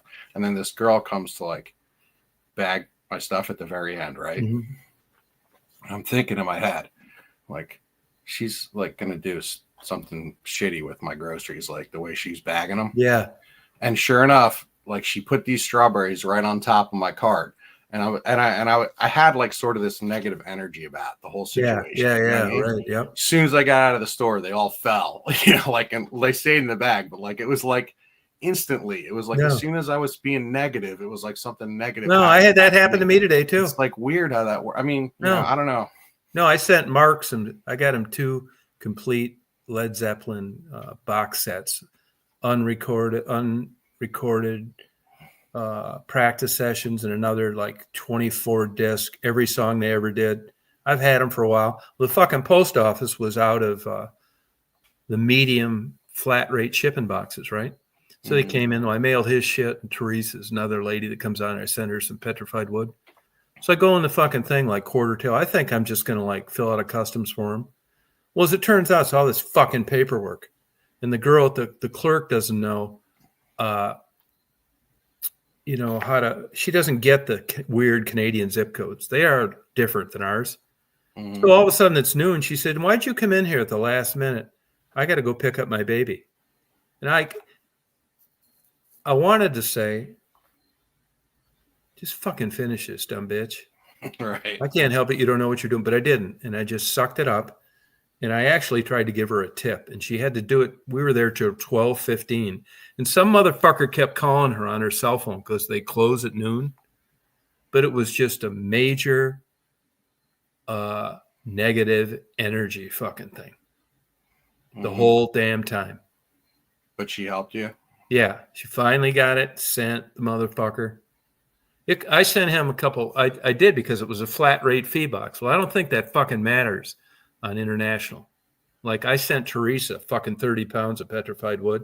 It's $19.95, right? In the medium box. So Mark, I had 2 fucking big ass sets of Led Zeppelin. You know, he's really into music, and I've had him. I told him I was going to send him, but the fuckers didn't have the right size box. And then I had some room in the box, so I thought I'll send Mark some fucking petrified wood too. So I stuffed some in there, and I think it weighed like 13 fucking pounds or some shit. But I forgot about this because I buy things off eBay Canada, and nobody seems to give a fuck about the weight. And I never read the details on, well, hey, look, yeah, this is great. You bought this ship, but hey, look at the shipping. Never. It's like the same. Mm-hmm. How much? And this was a flat rate box, the same one Teresa got, $19.95. Maybe the box made fucking 10 pounds. I don't know. Yeah, maybe right. Like if not you even put that. concrete. How much you think it cost me on what would have been in the United States, $19.95 flat rate? How much you think it cost me to fill that same fucking box and send it to Mark in Windsor, which is really Detroit, it's right across the river? How much you think those fuckers charged me for that? International flat rate. See, I didn't 50? Know you got tagged Canadian I don't really rates. Know. I thought it didn't matter where it was going. That's the agreement these countries have. When you mail it from here, that's the rate you get. It was 3 times as much, $61. Wow. I mean, I wasn't going to do it either way, but I was surprised. Dude, I bought. Oh, go ahead. Yeah, I paid $20 for the American flat rate. I don't know what the fuck the other 40 went to. I guess Canada. I got these shoes from Poland, right? It was stupid. Yeah. Like, I don't know. I just, you see something, you're like, oh, I want that. So I get these stupid ass shoes from Poland, right? And the shipping was like $10. So whatever. Oh, customs? Like, the whole thing was like $100 to get these shoes, whatever. It was like probably during COVID, and I was just like buying dumb shit. Yeah. So I get them, and I mean, they don't even fit me remotely close. So I go back to FedEx, and I'm like, yeah, I'm going to ship these back to Poland. Dude, it was $275 they wanted to ship them back. It was some crazy, outrageous, like. Really? So I just said, "Oh, forget it," and I like took it all. Well, how the fuck do they get to ship shit here cheap? And I don't know, man. It was totally like not even close. Like it was completely insane. And no, so that's luckily they fit my wife, so she wore them at least for a little while. No, but if this damn postal lady, she'd have caught me like 10 years ago. I'd have said, hey, I can't help it. You don't know what the fuck you're doing. Yeah, like if you would have flipped out on her, then it wouldn't have worked out. So she was pretty nice. And it was like, she's getting called by someone. She said, I got to pick up my baby. Well, that ain't my fucking fault. I mean, she said, why'd you wait? Then she asked me a goddamn question. It's like, why'd you wait? It's like, I didn't know this would be all this bullshit. Yeah. I had a stepdad for, he wasn't like he was raising me or anything, but he was my dad's husband, my mom's husband and stuff. And I remember him on the phone one time, and he was pissed off about something, but he like kept his cool. And I said, man, if I was you, I said, I would have been so pissed, Yeah. I remember the situation. He goes, yeah. He's like, Jeff, but he's like, it's not going to change anything if you get mad. He's like, these people are just trying to do their jobs, It's a pretty good wisdom there, I thought. Yeah, he gave me some wisdom like that. But it's like getting mad really doesn't change. It's like anything. Drinking and fucking around while you're dating. You deal with stuff emotionally. And it seems to like the edges get worn off as you get older. Yeah. You're not wanting to bang chicks at 70 like you did at 20, and you're not flipping out on the postal girl like you would have at 30. I think it's all fucking tied, at least from a male perspective, to testosterone. All right. I think that's part of it. You And, know what I mean? like, I think, like, I don't know how to phrase this, but like a woman, I think through experience can learn to recognize that. Like whenever, Yeah. say you get off work and she's like, can you just do this? Can you do that? And you're like, what the, you get super pissed. Yeah. Yeah. It's like, you're not mad at them. It's just like a reaction. It's like, yeah. you're like all day we got shit on our back. We're like mules just pulling these carts and shit, Yeah. It's like it takes so much energy and testosterone to like just get through, what you're getting through. And then like something just click, and then you just get super pissed. And like, I don't think it's almost beyond control. That's why I sort of like find it interesting when you ever meet someone that's just always like they're just Marty. Like, Marty's man, like whatever. that. Like I can't relate to that. Like I can't either. No, Marty's like that. It wouldn't even matter. It's not even a financial thing, or it's just my like makeup. I'm just like, No, I'm that way too, man. Just like I'm fucking like, toning it down a lot. Mm-hmm. But yeah, dude, Marty's like that. I think nothing bothers this fucker.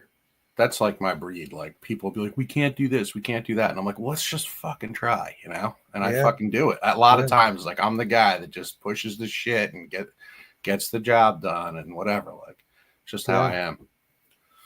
How's that Astro van running? Killer. Dude, I had to get the motor mounts replaced. Yeah. Well, it's a Safari, but it's the same thing. Yeah. I got the motor mounts replaced. The guy goes, this is gonna be like you driving a whole new car. And he was right. It used to shake a lot and all this stuff. And like, dude, that thing now, it's like I turn it on, it's all quiet. It's nice. That's the best engine ever made. I still worry about, because I've seen videos about that V6. No, that's bullshit crap thing. Like, that's the best fucking engine. And even if it is, you can get those engines cheap. There are a million of them out there. Well, just the fuel injection, they say, has issues. Like I've seen video, but yeah, how many miles are on that? 290 something. Yeah, that's fucking nothing. I'll tell you one thing you do want to change, though, man, and I didn't, and it bit me twice on two different vehicles. Thermostat is a fucking the cooler lines, the oil lines that run into the radiator. Okay. I caught both mine. I caught it on the Toyota and I caught it on the Astrovan. I just happened to be looking at it. Broke, lost oil pressure. Wait, do you mean coolant or oil? I mean oil that cools. Yeah, it's coolant that comes out of the radiator that cools the transmission. Those big black hoses. Also the oil lines. Replace them both. Okay. Yeah. I don't even know exactly what oil. I thought the oil is all inside the engine. It is inside. There's something they run up underneath that engine. That's I forgot what that was. I'm not that savvy on like engines and shit. Like, I mean, I know some basic stuff, but yeah, but it didn't need to overheat. I got about 5,000 miles on each of them. Hey, Frisky. And that was it. And they didn't even overheat. I did like the thermostat not too long ago because for the longest time, like all of a sudden I'd have no heat and then I'd have heat. So I did the thermostat and man, it's immediately. Is that all-wheel drive? Yeah, immediately went right up to 180. I got heat. It's cheap. It was like $100 for that thermostat. I got this new place. They did my catalytic converter was fucking up. It was giving me the code. They replaced that. I got one on eBay. They put it in for like the whole thing was like $400. The whole process. That was great. Now it's running. No more codes. Good for you. Thermostat's good. I got it's running great. How's work going? Having heat is like. No, I know. You know what though? That's one of the biggest knocks on that design, though. That heat's not worth a fuck when you get one of those 10-degree days on the driver's side. I have like that partition because it used to be like a refrigerant truck or something, like they used to haul stuff. So it has like that thing in the front, and whoever had it put like insulation on the, it's got that little door going into the back. Yeah. And so it's pretty good. I mean, it takes a little while to heat up, but not that long. Heat that blows out when you have it down near your feet. In the winter, that ain't worth a fuck on those. Yeah. You get a 10-degree day, it doesn't matter. Your feet are going to be cold. It's just a shit design for the front driver. I don't know. I haven't noticed it that bad, but like I said, having any heat at all, because I don't think I had any heat for the longest time, and it just was like barely anything. And I just didn't I thought it was going to be more expensive to change that thermostat. So luckily it was like nothing. So I got a welding place, but they do like other mechanical work, and they're just you drive that to work every day? Mechanic. Yeah. How far? It's like 15 miles. Good for you. Yeah, it's not that bad. Maybe. How's work going? I'll tell you about that another time. Oh, okay. But it's fine. Yeah, 15 miles isn't bad. It's not that bad. And like the good thing is like where I am, I don't have to. I can kind of take back roads to get there, so it's pretty sweet. Good. Did you get much snow this winter? No, but it was cold. Okay. It was cold for like compared to the past few winters. But what we have been getting now, dude, I have a pen pal that I write to, right? Like it may sound dumb, but it's fun. I really like the guy. So he's into working on engines and shit. But he was like, yeah, I got this rain gauge, Yeah, I got one. He's always telling me about it. So I got one and I put it in the yard. Dude, this year we had crazy rain, man. It was like inch and a half. We're up to like 8 inches now. Yeah, fuck. I got 5. I got 5 inches in 6 days. I kind of like that thing. It's cool. You can really see what's up. It's just that little tiny. I ordered it online. It's like that little test tube and that little hole, man. It gets it. It gets the rain. It's cool. Yep. Yeah, so that's good because for a long time, Pennsylvania had a lot of drought areas. So I'm hoping it's fixed. I mean, hell. Pennsylvania's a huge state, though. So I mean, maybe the northern parts, but there's been a lot of. You got to pay to drive on the turnpike, don't you? I don't really take it, but yeah. Yeah. Okay. I more so go back up to New York or go north, and so we just get those tolls in New York that I think are like. They used to be $8 when I first started driving. Yeah. Shit, I think they're like 25 now. I don't know. It's a lot different. Yeah, I know a guy that went to videotape the inauguration for Michigan when Biden got in, and they had all the because of COVID, they had the damn toll booth shut down, and you could just like get one of those iPasses, and they charged up the fucking ass, man. He thought he was just easy pass. Yeah, he thought he was just going to get charged the same toll rate, and he got a rental car, and they fucked him so bad. Dude, I like Easy Pass. We have one. It's good. Yeah, but when you get it through a rental car, man, they don't charge you what they pay. They nail you. Oh, you mean they gave you the Easy Pass? Their Easy Pass? Yeah, and you couldn't have paid for it at the toll booth you wanted to. Put your own on there. They were closed. Yeah, it's crazy. I don't know. I don't like going. Your music lately? Yeah, we got a big band project coming up, which should be pretty cool. And then I've been writing some stuff. Oh, good. Remember that thing I sent you about keeping your music simple? Did you watch any of that? It was like a 3-chord trick or something. Yeah. And so I gave that a lot of thought, and I wrote like a really simple song, but it's like too simple. It's like I'm making it I'm trying to give it a little bit of flair, but I like it. I just put new strings on my guitar. Sounds freaking awesome. Good for you. I had this guitar that was like going to be my big guitar that I bought. It was like expensive, right? Because normally I just have all these like kind of okay used guitars, like they're not that great. Yeah. So I got this really nice guitar. This was like 10 years ago, but the pick guard kept like coming off, like it wasn't glued on right. Yeah. And every time I looked at it, it would just irritate me, so I wouldn't play it. It would just piss me off. So finally, I just got a wild hair, and I took that pick guard off, and I put Gooby Gone and shit, and like got rid of it all. And then I ordered this like 2-sided tape, and then I put the pick guard under something and flattened it out, and I got on there, and it is freaking. I'm back, baby. Like it's perfect. Like good for you. Yeah, it's just a stupid little. You know how like a little flaw in something just makes you like irritated. Like it was pissing me off. So I can let you hear it for a second. I'll get it. Yeah, go get it. I'm gonna grab another beer too. Are you on your second Dragon's Milk? Yeah. Good for you.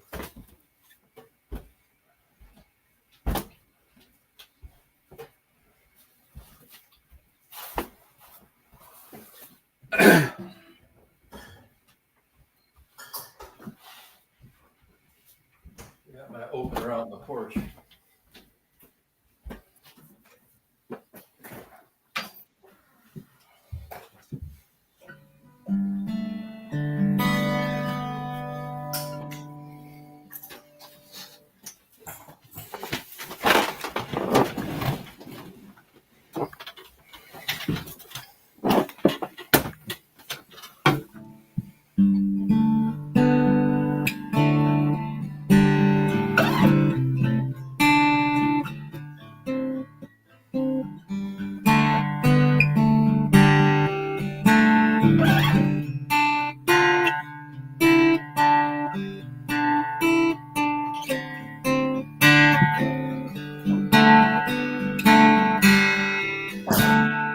I get my piano Monday.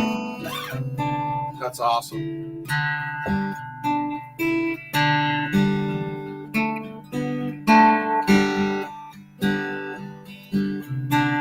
Border town, border town, border town.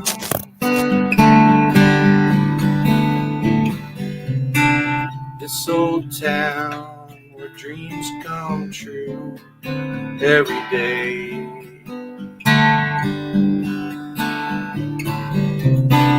Here with you feels like heaven, and we're lost in time.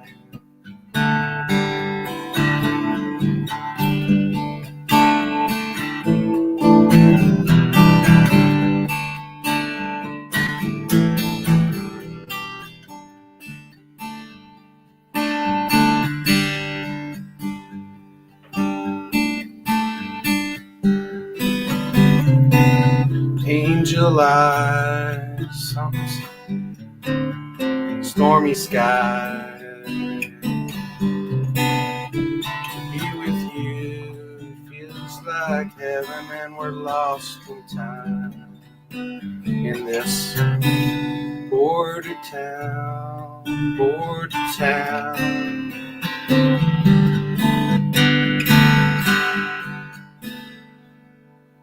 Sound good? Nice, yeah, sounds great. I think it sounds great. Now, when you guys play, where do you play at? Well, I'm not really in like a full-time band, but I'm invited to be part of this like project, right? Mm-hmm. So it's going to be a big show. Probably 400 people will show up, and it's going to be like this big, like it's like a, I don't know what you call it, like an arboretum type place. They have a big ass like barn thing, and so they've been doing concerts there, and so they invited me as really like an auxiliary player because it's like an 8-piece band. So, but remember that Pink Floyd thing I was part of a while back? That was good. It's those guys, but it's a different lineup. But then they wanted me to be part of it, so good. I'm in it. But I don't play like all the time, nor do I really want to. Really? It's like,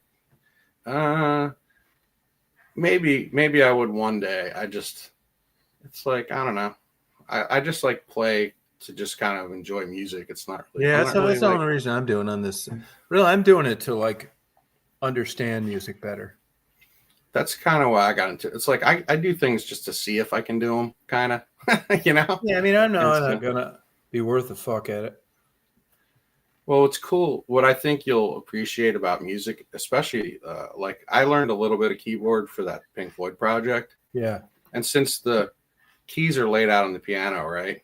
Yeah, I just ordered a thing on eBay where it's like removable stickers to put on it. No, it lays on the top. It's heavier. It's better than stickers. Yeah. I was going to say, I did that. So then basically you see the scale, right? Because otherwise I remember looking at a piano in like music school or music class, like, and I was like, they're like, yeah, that's middle C. Like, I don't know. It just seemed like it didn't make any sense to me. But once you lay all the notes out, right? Yeah. It's pretty simple. Like all the white keys just go C, D, E, F, G, A, B, C. D, E, F, G, A, B, C. Like it just keeps going like that. And then the black keys are the in-between notes, right? Yeah. So you'll figure that out and you'll like it. And so I'm not good with like two hands, like playing like a real piano player, but I can like, I have this little micro Korg. It's a little synthesizer. Yeah. So when you push on it, there's sustain, you know what I mean? Yeah. So it's like it keeps making the noise. So like I can play like something, you know, and then say, okay, I'm in this key, right? So then you look what notes are in the key, and then you look at your note, you know, you look at your letters on the piano, and then I can go, oh, okay, these are like this will sound good, and then I just kind of tinker around like that. Yeah, when I look at some of these like ass kicker guitar players on YouTube, it's interesting to me. I don't know what the fuck they're doing, but when they're pushing those buttons with their foot, yeah, you'd think it was 10 guitars playing, and then you're watching them push those buttons, and it's crazy. Now I know why those guys talk about these like pedals and these new inventions on pedals, man. I mean, it's fucking crazy, man.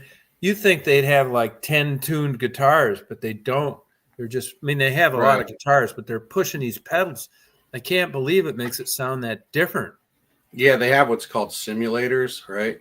Yeah. And from what little I understand about it, like you used to have circuitry inside those little pedals, right? Yeah. And there were certain things that weren't possible. Like it was just like there was limitations to it. But once that the computer technology got good enough, then all of a sudden, like they can pack these little pedals with like stuff that like engineers come up with. So all of a sudden you have like perfect, like, I don't know what you call it, like perfect, like calculations and stuff. It's like one of the pedals I have has like a spiral on it. Like it gives you some kind of spiral geometry to sound like it's cool. It sounds like incredible. Yeah. So it's so cool. So you can, what I would imagine is, if you have a good teacher, and if you, what I would say, this is my advice, okay, is get what's called a looper pedal, okay? And what that does is it just like you hit it with your foot, right? And it'll just repeat something, okay? Yeah. So you can just play a couple chords like this. Yeah. Right? So then that'll just keep going. And then you can practice your scale. So then you go like on top of that. Yeah. And so like that's really good because then it's like having someone else you're playing with. Yeah. Well, and you talk like I know just from the little I've watched in the last year and a half, like on some of those Led Zeppelin songs, you'll have a guy title a video, Why Led Zeppelin Sucked Live. And it's because on a lot of those kick-ass songs by Jimmy Page, that was 4 layers. Right. And you're not dragging around 3 other guitarists besides Jimmy Page in a live concert, which is why it didn't sound as good. Yeah. So like, I just wonder, like it does make it sound a lot better. Yeah. Like, so it's so cool, dude. So what the beauty of music, and I think part of the reason that I like it, and I think that you'll like it, is that, I mean, there's just so much to learn. I mean, you I don't think anyone has enough time to learn it all. Like it's an endless horizon. So like, Photoshop's like that too. So like another thing that I think is really cool about music, okay, is like everything. It's even with the keyboard, it's going to be organic. Like your experience when you first get it, right? Yeah. Maybe you'll learn a song and you'll play it, and then a year from now you'll play it again, right? It's the same stuff, but it's just your relationship with the instrument's going to be different. So like, it's like this. It just changes all the time. Yeah, and when you feel about it and all that, like it's organic. It's cool. And like you're a guitar player. So when you go and watch those guitar players for Marilyn Manson, it's like, God damn. Well, for me, I don't like, I don't think of it like that. Like for me, it's not a competition. No, but it's like, what you mean. Their skill level is like unreal. Yeah. But like, okay, so I've seen like Yngwie Malmsteen. He's like one of the masters of like scales and shit. You know, I've watched like Eddie Van Halen play. Yeah. But then at the same time, like I've seen on YouTube this woman play a few basic chords with some reverb.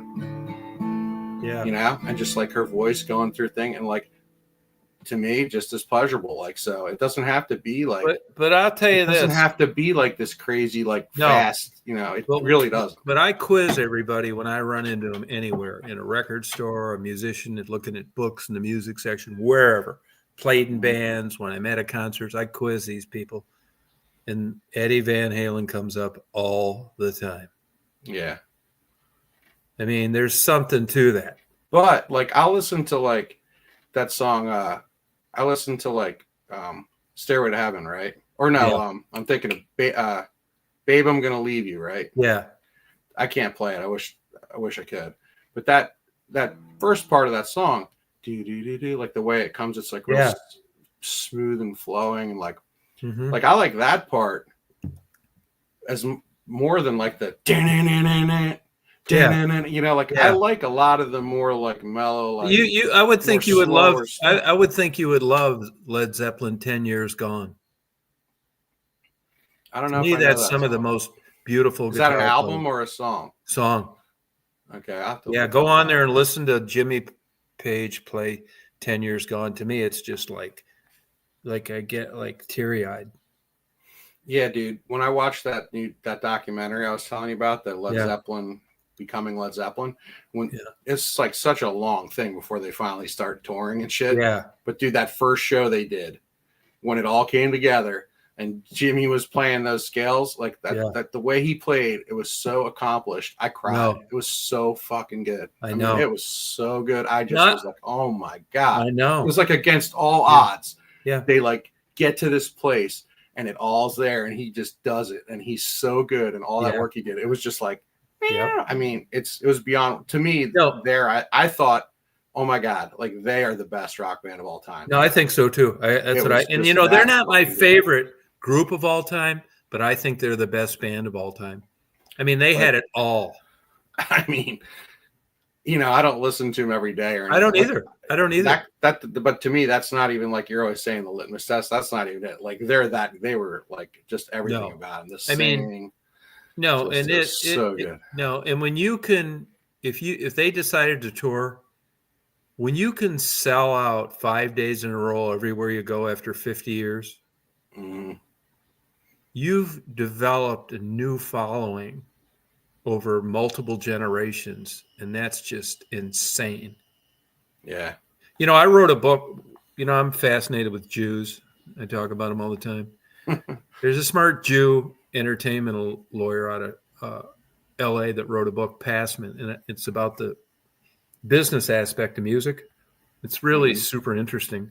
And he broke down, you know, how people are paid and these kind of things. Like in this day and age, you know, whether it's a phone ringtone or how are compilations, how are best hits calculated, blah, blah, blah.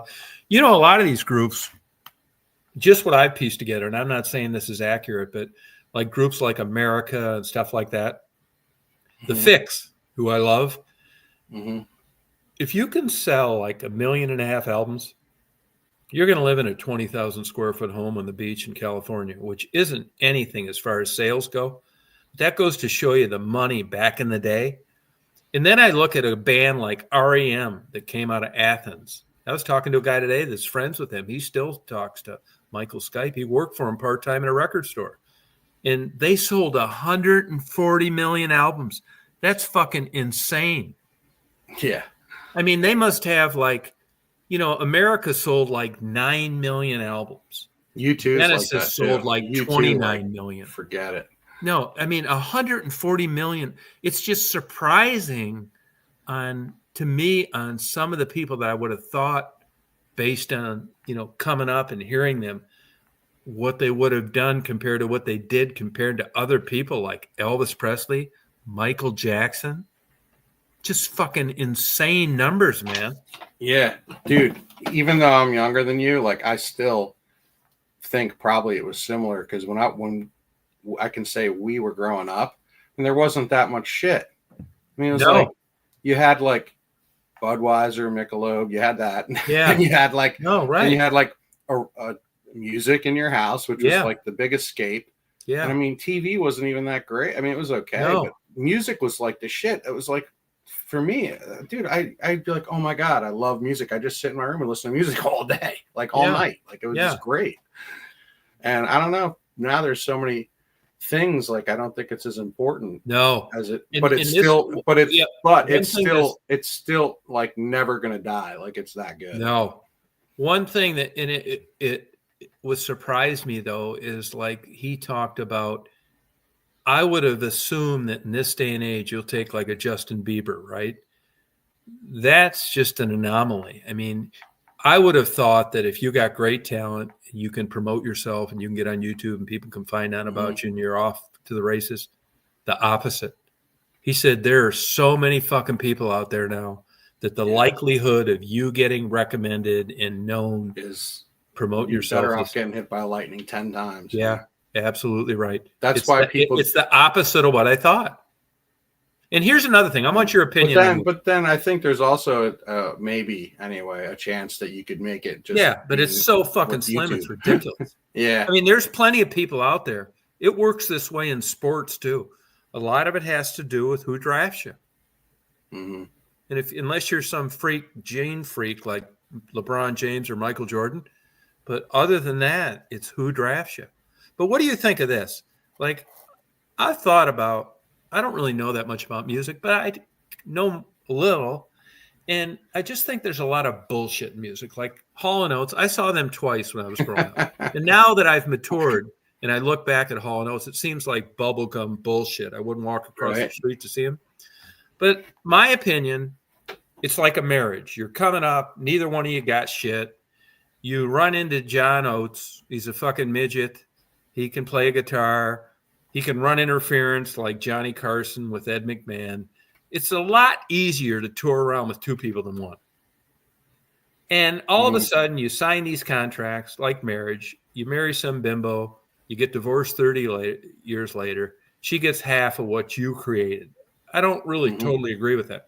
And on this Daryl Hall, John and Oates, I think, my opinion, Daryl Hall, not a bad-looking guy. I think he was 90% of Hall & Oates, but you signed a contract back then. And now that these music portfolios have appreciated and become so valuable that I got an idea, Daryl Hall can't afford half of his own fucking music portfolio. And now that John Oates wants to go start a fucking cattle farm or build fucking 1,000 fucking Olympic swimming pools, he wants his half now. He doesn't want to die and have it litigated later. And, they're in a big dispute over this. And I think John Oates will ultimately prevail. But fucking Daryl Hall didn't need goddamn John Oates. And John Oates, if you look now, the ultimate litmus test with all these motherfuckers, Robbie Krieger with the Doors, John Oates without Daryl Hall. Yeah, I know what you're going to say. Art Garfunkel without Paul Simon. They don't do fucking jack shit on their own. Right. And now, this is being litigated, but I think John Oates is going to prevail, but that motherfucker does not deserve. It's interesting. It's interesting to me that this takes up so much space in your mind. Yeah, well, I think it's like I don't think it's an example of there's a huge difference. It's a perfect example. It's like a flaw in like. Yeah, it's a perfect example of the difference between what's legal and what's fair. Yeah. Oh, I get difference. Say that. Yeah. I don't think John Oates, Daryl Hall, I think would have made it on his own. I don't think John Oates would have. But he's proven that. But without a time machine, the counter argument is without a time machine, you can't say that if you just had the band Hall, maybe wouldn't do dick. Now you're talking like a Jewish lawyer. But also, think about this. Okay, a husband and wife team, right? A Hall and Oates team, right? Yeah. Maybe, just maybe, that Oates or whatever, Oates would have offered some kind of emotional support or some kind of shit, some kind of counterbalance. That I don't know about. That, like, just like, you just don't know. Because there is sort of like this magic with music, like when you get to when you play with other people, there's like something that's something new that comes out of it. So, I don't know. Like, would you go, like, I wasn't a huge fan, but they were, when you make money singing to fucking sold out arenas, that says something. I don't give a fuck if you like their music or not. But when Steve Perry was with Journey, I don't want to go see Don Ho take his place. Right. Yeah, I get that. It's not the fucking same. And honestly, I don't think Van Halen was shit without David Lee Roth, even though he sucks. Yeah, I agree. Yeah, I agree. And Sammy Hagar, I think, has a better voice. Yeah. But if I want to see Van Halen, I don't want to see Sammy Hagar. Neither do I. There's just something about the magic of that original. Yeah, something about, and that so kind of fortifies what you said. There's a weird, quirky fucking chemistry there that nobody can really define. Is the difference between people showing up and not. Yeah, and also like think about how like every little decision in your life like happens, and it's like that originally Eddie was the drummer, I think. Piano player. Like, he was something, and something like that. It's like, who knows, like how maybe it just never even would have happened if not just David Lee Roth, but like if all of them weren't together. Yeah, the whole thing could have just never happened. Yeah, I don't know. Are you a Limp Bizkit fan? Yeah, but I don't listen to their shit. But I just saw one of their performances. It was awesome, and I saw like some of their old stuff was just dynamite. I mean, they're awesome. But I'll tell you, I love them too. I think they're great. They don't do very well in America anymore. They're touring all the time in Europe. But like Wes Borland, that guy. He's a good guitarist, but he's not a great guitarist. But he's like an interesting guitarist. He is an interesting guitarist, but everybody like me, people come on YouTube and tell me I'm a great photographer. Well, those are people that don't do photography. They're not other photographers. Well, I don't know. I mean, see, here we go again, where we're talking about what's great and what isn't. No, but there's some. I'm not saying it's absolute, but if you think Wes Borland is in the same room as Jimmy Page, you're dreaming. Yeah, but he doesn't need to be. I mean, he doesn't. He doesn't. But if he did need to be, and if they offered him $10 million for try to get there, he couldn't do it. But I mean, I don't know. I don't it's know. All reverb pedals. But like, how about this? When's the last time you saw Wes Borland? Not that their genre lends itself to this. Would you go see Wes Borland play acoustic guitar? Fuck no.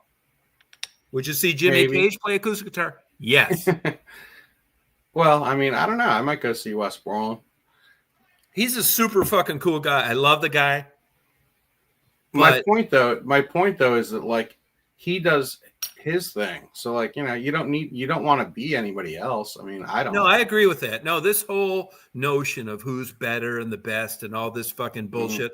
But I'm talking about just based on pure skill level on playing a guitar.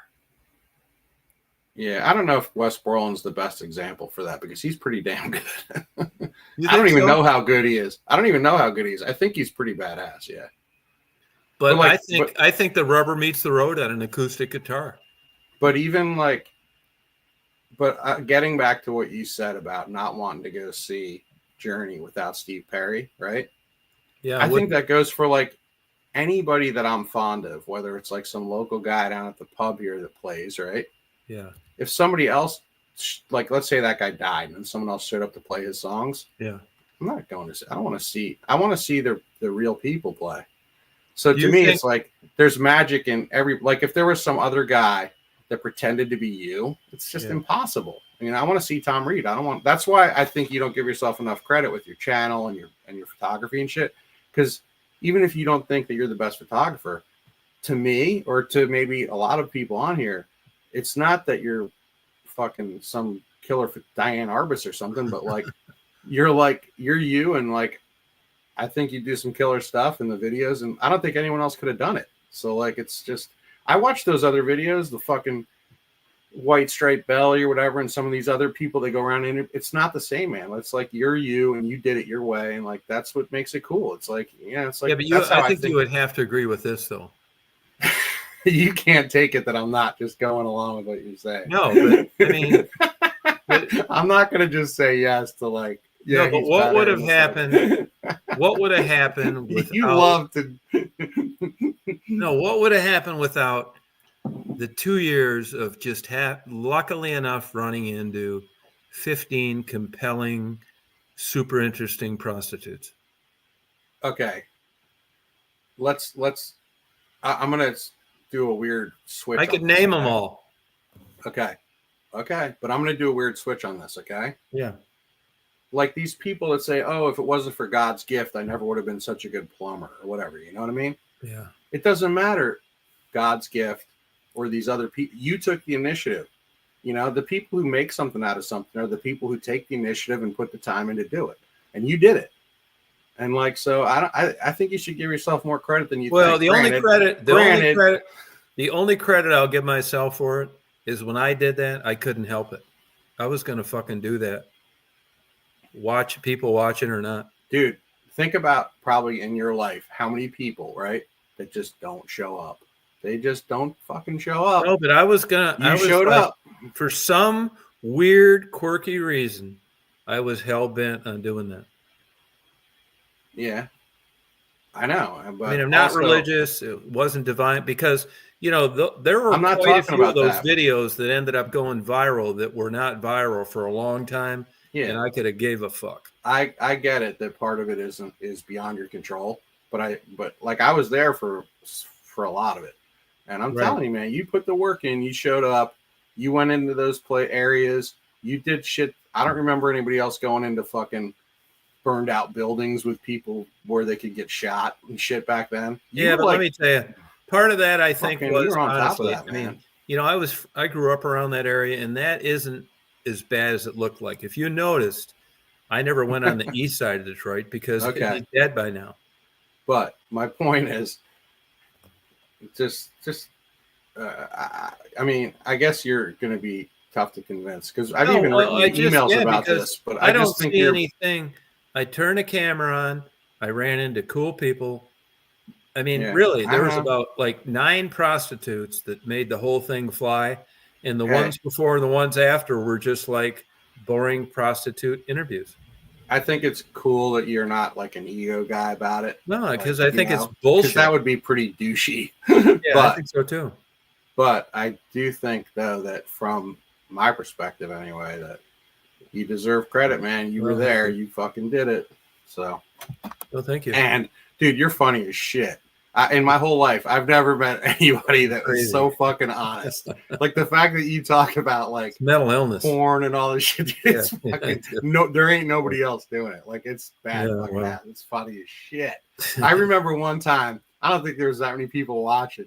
She got this freaking post office shit sent to, and it was getting wet on your step, and like the camera was rolling, and you were so pissed off. It was dumb bitch left those books. I got a covered fucking porch. Like, you were mad, but it was funny. Like my wife and I were both like, "Oh my god!" Like, I mean, you just don't see that kind of shit in life. It's just like something that happens behind closed doors. It was so fucking funny. Holy shit! So I appreciate you, man. I mean, I'm not gonna like pretend any of this. Like it's all true. Well, thank you. I think a lot of people do, and so you know, like I said, I don't know why I'm saying this but I think you know. Mary and Michelle, I think we all really care about you, whether you think it or not. So yeah, you know, I'll tell you, I think it's probably sadder. It's sadder to me maybe than it is to you, obviously. But I don't know. I miss all. No, I mean, we were all family, man. I'd let him back on. I'd let him back on. But I'd let him back on. If you were like, "Fuck Jeff, he's a dick" or something like that, would really fucking suck. I mean, I don't know. We've been friends a long time. No, and I'm not saying that my stance on that isn't wrong. I just think I got such a low threshold for people I consider like stupid. Right. I don't think that. I don't know. I'm not. How the fuck could you vote for Camilla? I know, but I feel like it's just like it's not worth like losing friends. No, it's probably not. I get it what you're saying. Yeah. But like I was pretty fired up about a lot of political stuff, but I mean it ain't worth like because just like anything else, you know, it takes time. It takes different amounts of time for people to like feel certain ways. So, you know, and have their eyes opened or whatever. So I'm not going to like beat a child because it doesn't understand that it's making a mess because it doesn't understand it. It's the same thing with all walks of life. I mean, not everybody's at the same level to like grasp things. So, you know, I'm a little more like cautious about like telling people to fuck off and shit. Like I'm like, it takes. I have my limits, but as far as like politics, I generally wouldn't let that like. Well, for a long time, we just didn't allow people talking about politics, mm-hmm. and I just couldn't fucking take it anymore. I get it. It was definitely like the past 10 years has been like crazy. Yeah, I could even like keep my mouth shut with like Bill Clinton. Mm-hmm. I knew. I guess what gets me is just, I don't think these people really give a shit. Ratcheted it up. You find out that all these fuckers, they're all corrupt, man. They're all just like trying to make money, and it's all a scam. And as much as like we maybe feel like we're gonna get something that like people have our backs and shit, I never really feel that way about politics. I mean, but I also understand you can't vote for a total fucking tool. You at least got to go with the message you agree with. So I get it. I don't know. Just those couple of people on here. I mean, I was friends with them and stuff, so I have a little bit of a. So who, Mary, and who else? I mean, I don't know what went on with Michelle, so I can't say. But she always seemed nice to me. But really, Mary. I mean, I watch videos of you and her palling around. I really like thought she's a really cool person and shit. I don't know. No, so, other than who she voted for, I agree. Plus, I don't think she ever disrespected. I never even heard her talk politics. So I don't know what you guys talked about. No, we didn't. But But she didn't need to like. You don't need to like talk to me about it to know where you're coming from. Okay, we should probably not talk about it. I'm all for like. I'll tell you exactly what happened with Michelle. I just have a hard time with. I want to tell you what happened with Michelle.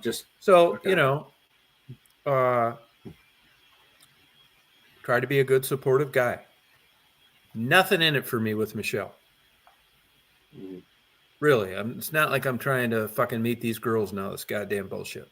In the morning, one morning, she sends me a fucking email and thanks me for being such a good, loyal friend. You still there? Yeah. Okay. Thanks me for being such a good, loyal friend, sticking by her. It's like, I don't give a fuck one way or the other. It's like, okay, good. That's nice of you to thank me. About 9:00 that night, she just gets back from a therapy appointment. She was going through a tough time, getting divorced, fucking nutty husband, blah, blah, blah. She sends me a fucking email. She just got out of a therapy thing. And her therapist told her that she shouldn't be talking to toxic people and that maybe we shouldn't talk. And I thought right then, fuck you. I get 1 a.m. about what a great guy. Like you're telling me that I'm going to go to a therapist and they're going to say you and Tom can't be friends anymore. Yeah. And you're going to like consider this fucking shit. Right. So I just thought right then, you're nuts. See you later. Yeah. I mean, I guess you could have tried to like talk it out, but if you don't, but you can't fucking talk that out with somebody that age that verbalizes it to you. I mean, I just think she's got like a major. That's one thing for me is loyalty. Like in terms of like, look, I mean, if you're pissed off at me and you want to talk about it, that's fine. Like I would never let anyone else influence help me you out against you, like because we're friends. I mean, like to me, a friendship's an important thing. It doesn't just end because of some other person's opinion or whatever. No, yeah, that's if there's an issue between me and you, it's between me and you. We can talk it out. No one's going to tell me who I can be friends with. Fuck right, but we have like a kindred spirit, right? Mm-hmm. And you don't drive me nuts with texts and phone calls. So it's a different relationship. But no, when I'm not trying to fuck you, I'm talking to you all the goddamn time over bullshit. When it gets to the point where there's nothing in it for me, right, and you make a comment like that, that's it. Right. Now, yeah, because it's like, I guess it's like, let's say that someone says, hey, can I borrow $20? I'll pay you back tomorrow, right? Yeah. You say, sure, here's $20. And then they don't show up to pay you back. It's like they just basically, I mean, granted, there could have been some extenuating circumstance, but like people draw like this little line, and that's all you just kind of know. You're like, this is fucking lame. I'm like done. You know what I mean? I learned a long time ago. Putting the value in a friendship or whatever, like based on, you can just tell, like you just kind of like, so I don't know if that's a good analogy, but Well, in my world. What it made me do is a long time ago. If you want to like borrow $20, I give it to you. You're right. And it's a bad example. I'm just Well, saying yeah, I that just don't want no to. one's going to persuade me against my friends. You know? Yeah. It's just that's a real that would piss me off. So I get that. You know, hey, I mean, don't fucking the decisions we make have consequences. So hey, don't fucking piss people off or don't turn on people, don't lie to people. It's important. You can't fucking do it. So if somebody made you that upset, fuck them. I get it.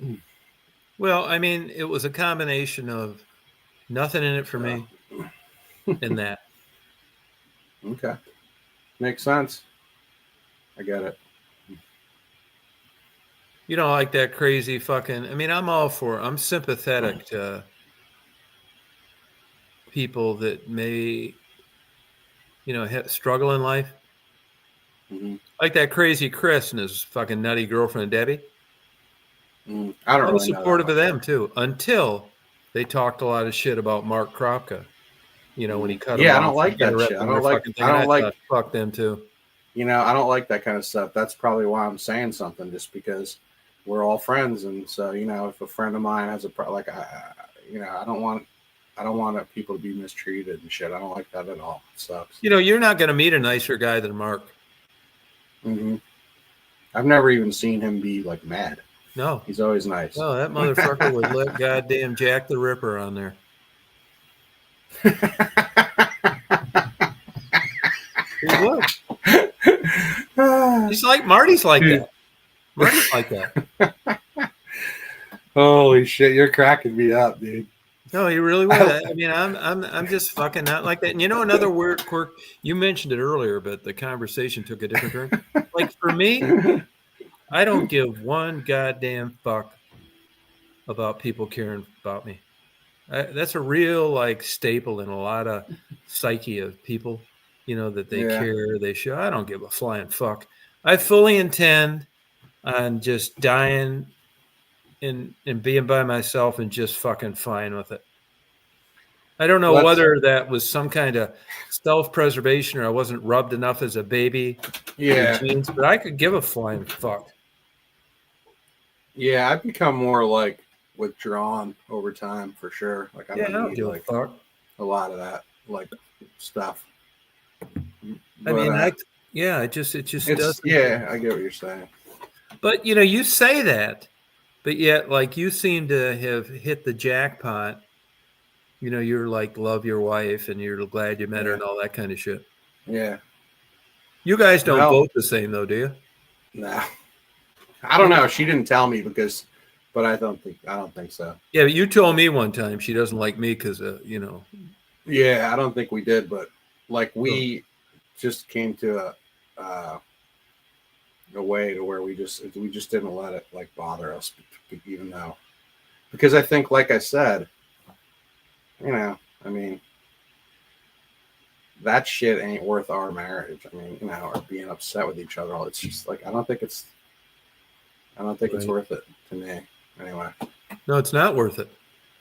So. Well, I mean, it's not worth it. I mean, it depends who you're asking.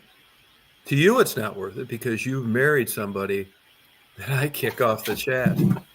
Well, I mean, I don't know if you would or not. No, I probably wouldn't. But you said one time something to the effect to where she didn't want me to go down there. Yeah. She didn't say that, but she was. Yeah. I don't know. It could have been just the mood she was in because we've been watching you together for a long time, and she always liked Daisy and watching you and stuff. So, it could have been just the day that I said it. Well, if it makes her feel any better, look, I am definitely disappointed in myself for being a Trump supporter, but it was better than the alternative. So it isn't like I'm in love with him. That's how I feel too. That's how I feel too. He's fucking crazy. Yeah. Yeah. Fire up that guitar. Let's party. Yeah, I don't know what I'm going to play.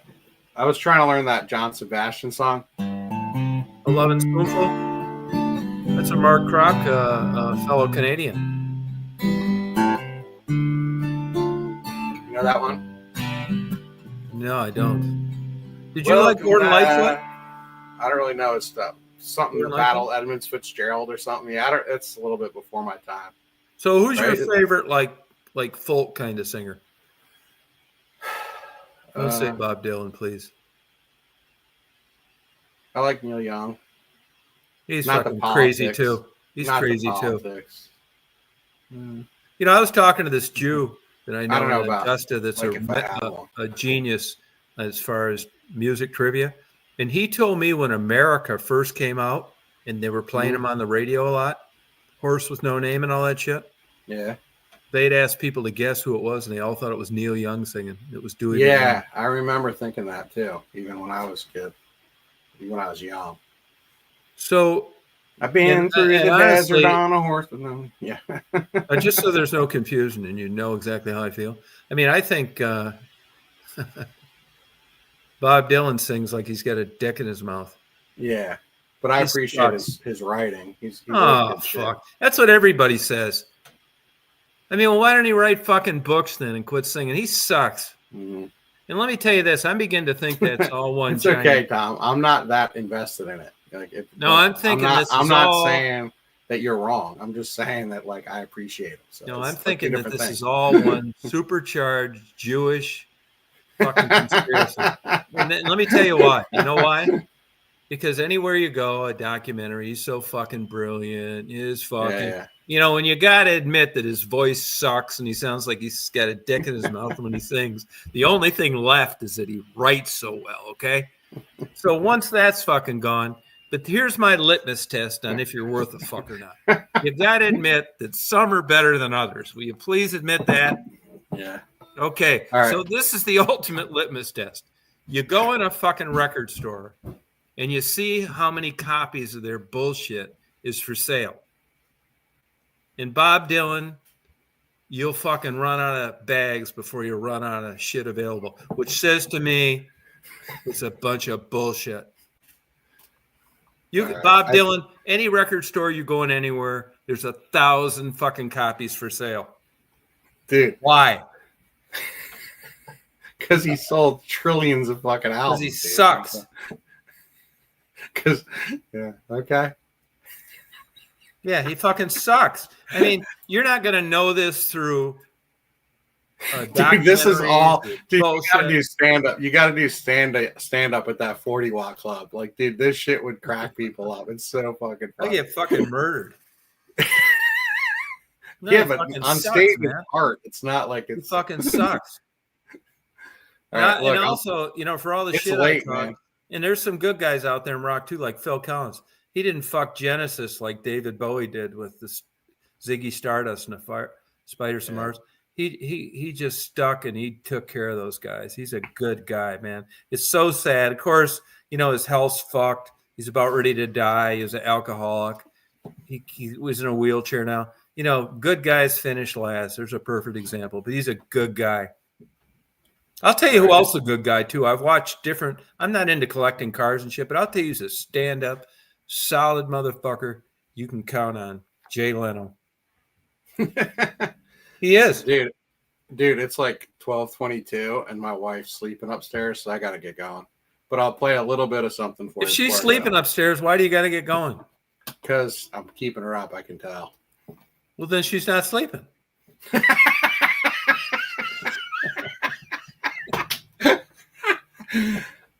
Can't keep them lying. I'll play a little bit of this. All right, thanks. I can't even play. I'm like buzzing. Yeah, no, I know, me too. This is just some weird song that I wrote a long time ago. I'm not going to play the whole thing. No, play the whole thing. Plastic Star. Goes like this. Here's the $50,000 question. One last question: is she sleeping or not? She stomped a little bit. So, all right, you ready? Yeah. This is called Plastic Star. It's back when I had I was making a lot of beer and shit, and I don't know how I came up with it, but it was like a compilation. All right. Let me have it. All right.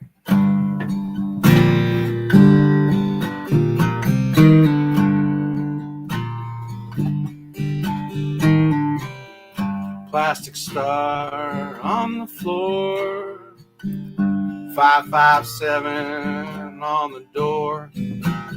Oh, if you knock and there's no one here, we just went out to get some beer, yeah.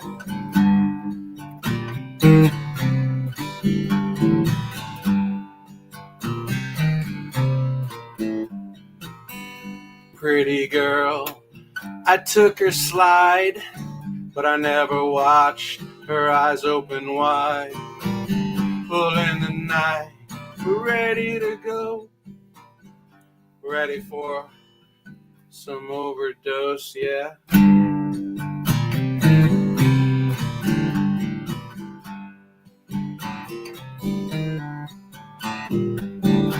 Metallurgy, well, it was just the start. Oh, all the colors, man, they rip us apart. I feel the speaker, it's vibrating Christ. I taste the moment and then I have some spice, yeah.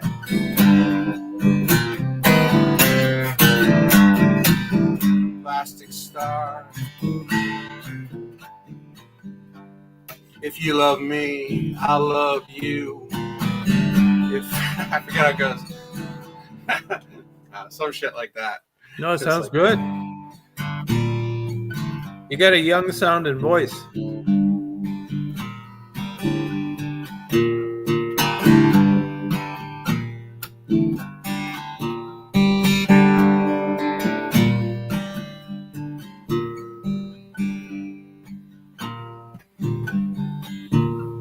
If you forget the war, honey, I will too. And if you love me, I'll love you. 1:30, the same old verse. Well, I'm still here. Is it a curse?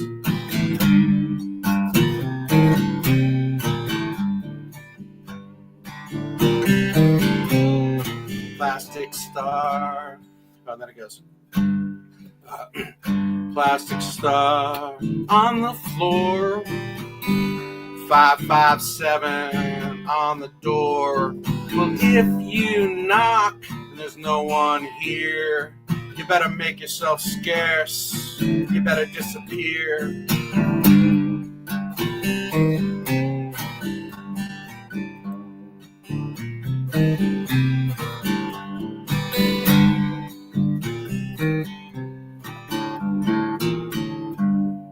Oh, that's good. Great. I didn't even have a pick. But anyway. Did you grow your fingernails on? Nah, I just kind of like go like. You ever see some of those guitar players that got these like big long fingernails? Yeah, I don't do that. That's for like finger picking. I'm like, I taught myself to play without a pick. Like you just kind of use the top of your finger and then the back of your thumb. Like I don't even have nails. Like it's just you can kind of like use the front of your finger to go up and then down. Like you can. How long have you been playing the guitar? Since like 12th, 10th, 11th grade in high school. Oh wow. Yeah, but I wasn't that good. And like back then, man, I didn't even have a guitar tuner or nothing. You know, like everything was like there was no internet. It was like I had to like go to a park and like ask someone to show me stuff. Like it was a long time ago. You know what I mean? Yeah. Hey, overall. What do you? I mean, he's close to you, New York. What do you think of Todd Rundgren? I don't really listen to him, but I think I've seen a couple of things that were really good. Like it's old. It's like from like the 70s, right? Yeah, I had a girlfriend. We were going to this junior college, and he had "Hello, It's Me" and "Real Man." And I thought that motherfucker was great. So we go to Pine Knob and see that motherfucker, and he was high on some goddamn drugs. And that cocksucker didn't play one hit. Yeah. I thought, fuck him. And for as talented as that guy is, and he produced like Meatloaf's record and stuff, he really financially hadn't done one. I just wonder why. I mean, he's got 10 times the fucking talent Daryl Hall does. I don't know. I mean, he's still probably worth $20 million or something, but I don't know. Remember what you're saying? Remember you saying about the music part of it is different than the business part of it. So. Yeah, or like, what was that other motherfucker? I'm trying to think of his name. He was like it's weird. It's just weird how some people make it and some people don't. I mean, how in the fuck did Kid Rock make it? He sucks. I don't think he sucks, but he had some cool songs back in like yeah, but 90s. I mean, it's not. He can't play anything. He can't write anything. They're all remakes. Actually, he was like a DJ. From what I know about him, he was pretty like, and he's prolific. He just keeps making shit, and I think his concerts are fun. And he's got the whole, part of it's just image. I'm not saying it is for him, but I mean, how about Justin Bieber? Justin Bieber.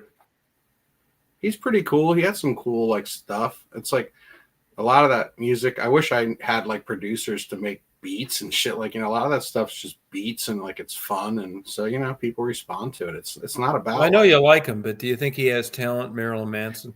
No, I mean, I'm not a big Justin Bieber guy, but like I remember watching him and thinking, he's pretty good. He's pretty cool. Same with, dude, who's really, who's fucking good? What's Justin Timberlake? That guy's fucking good. Like those guys, right? You're performing. Right. They're cool, but like, you know who else had super talent? He's a fucking nut job. But I'll tell you, who's got fucking freak fucking talent. He's a crazy motherfucker. But that Chris Brown. Chris Brown. I don't know how stuff that. Bobby Brown too. Yeah, I don't know that much of that stuff. These motherfuckers are like, I mean, that is good shit. Do you like rap at all? I listen to old rap like Run DMC and shit like that. And like, I just bought a Heavy D CD today. I like some of the old stuff, and then I like the only rap I really listen to is like some early Snoop Dogg and like Dr. Dre. That shit's killer. But yeah, I don't know that much of the new stuff. That's killer. All right, Tom. Dude, this is awesome. Like if we hung out in person, we fucking stay up. I'd stay up till the sun came up. But yeah, it'd be fun. I gotta go. Right, but I'll keep watching. I just gotta stop being loud. Oh, man, and she's not saying anything, but and she's sleeping. I can't wait for her to see this. She's gonna laugh her ass off. Do you have a mirror? All right, I gotta go, brother. All right. Dragon's milk, bro. Cheers. Yeah, don't drink any more. You'll be wasting it. You're not gonna get any drunker, and it'll hurt your liver. All right. Good night, bro. I'll be listening. Stay up longer so we can. All right. Yeah, listen to more stuff. Yeah, I wish some of these pussies would come up. I never saw such a bunch of pussies. Mel, you want to come up and chat? I mean, you've been fucking around here for long enough. Lucid, what are you doing over there? Frisky, let's rock.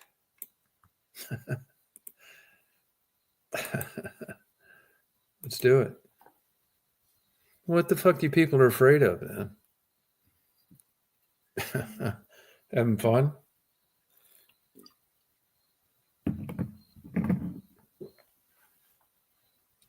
Hey, down for the jump. How you doing? How's it going? Yeah, how you doing?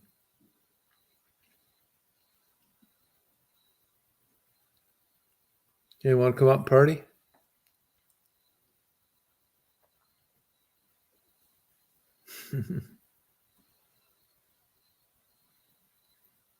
Yeah, I gotta keep an eye on this fucking side thing.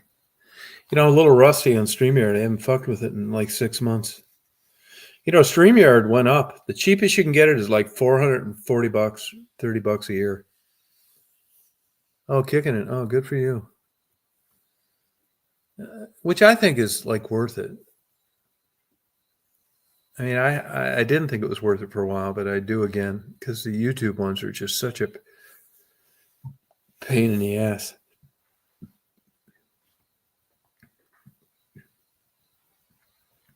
I don't know why these fuckers are so afraid to come out, man. Especially people I know, like Lucid, Frisky. What the fuck is wrong with you guys?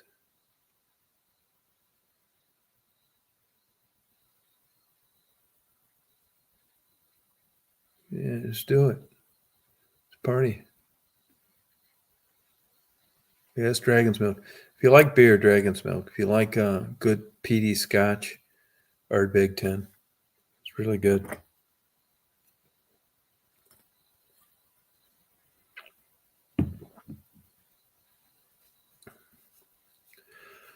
Well, I think I'm going to sign off. You guys don't have enough balls to come up here. You don't need to show your face. It's part of the reason why I didn't renew this goddamn thing for like 6 months. Like, these fuckers want to come on here and chat, but they don't want to like interact on a chat. which I get in a way until you don't have to like show your face. I mean, it's so fucking what? You know, you can just talk.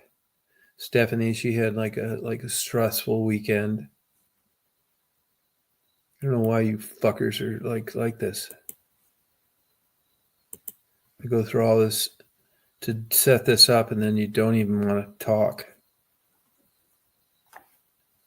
What's wrong with you?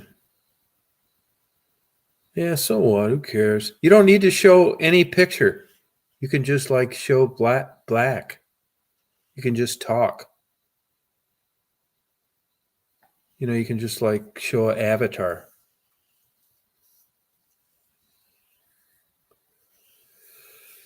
Yeah, I don't give a fuck. Oh, okay. All right. Well, that happens. Well, that's a good excuse. Well, not really excuse, but it's a good reason not to want to come up. Yeah, I get that. Too. Yeah. Yeah, shitty days happen. Well, I think I'll probably sign off then, you guys. I think I'll probably knock out an hour of reading it or so. I bought there's an Oxford magazine that's of the South, and they had a couple good articles in there. One was that the dollar store labor is trying to organize in Louisiana, which I thought would be interesting to read. Stuff like that, you know. Okay, that's cool. Yeah, no pressure. Yeah. Well, I hope you guys have a good night. Rest of your night. Appreciate you coming on, fucking around. Jeff, thanks for coming up. It's great. Stephanie normally would, but like I said, she had a stressful weekend. She got a lunatic relative that's causing her a lot of problems. All my fucking relatives are dead, thank God. I got one that I don't talk to, so that doesn't really count. I'm fucking home free. Family drama. Fuck that. All right. Well, thank you guys. I'm glad I got this running. So I paid for a year in advance. You get a discount. So we're going to be doing these a lot now. You guys party on. Hey, Sharon, how you doing?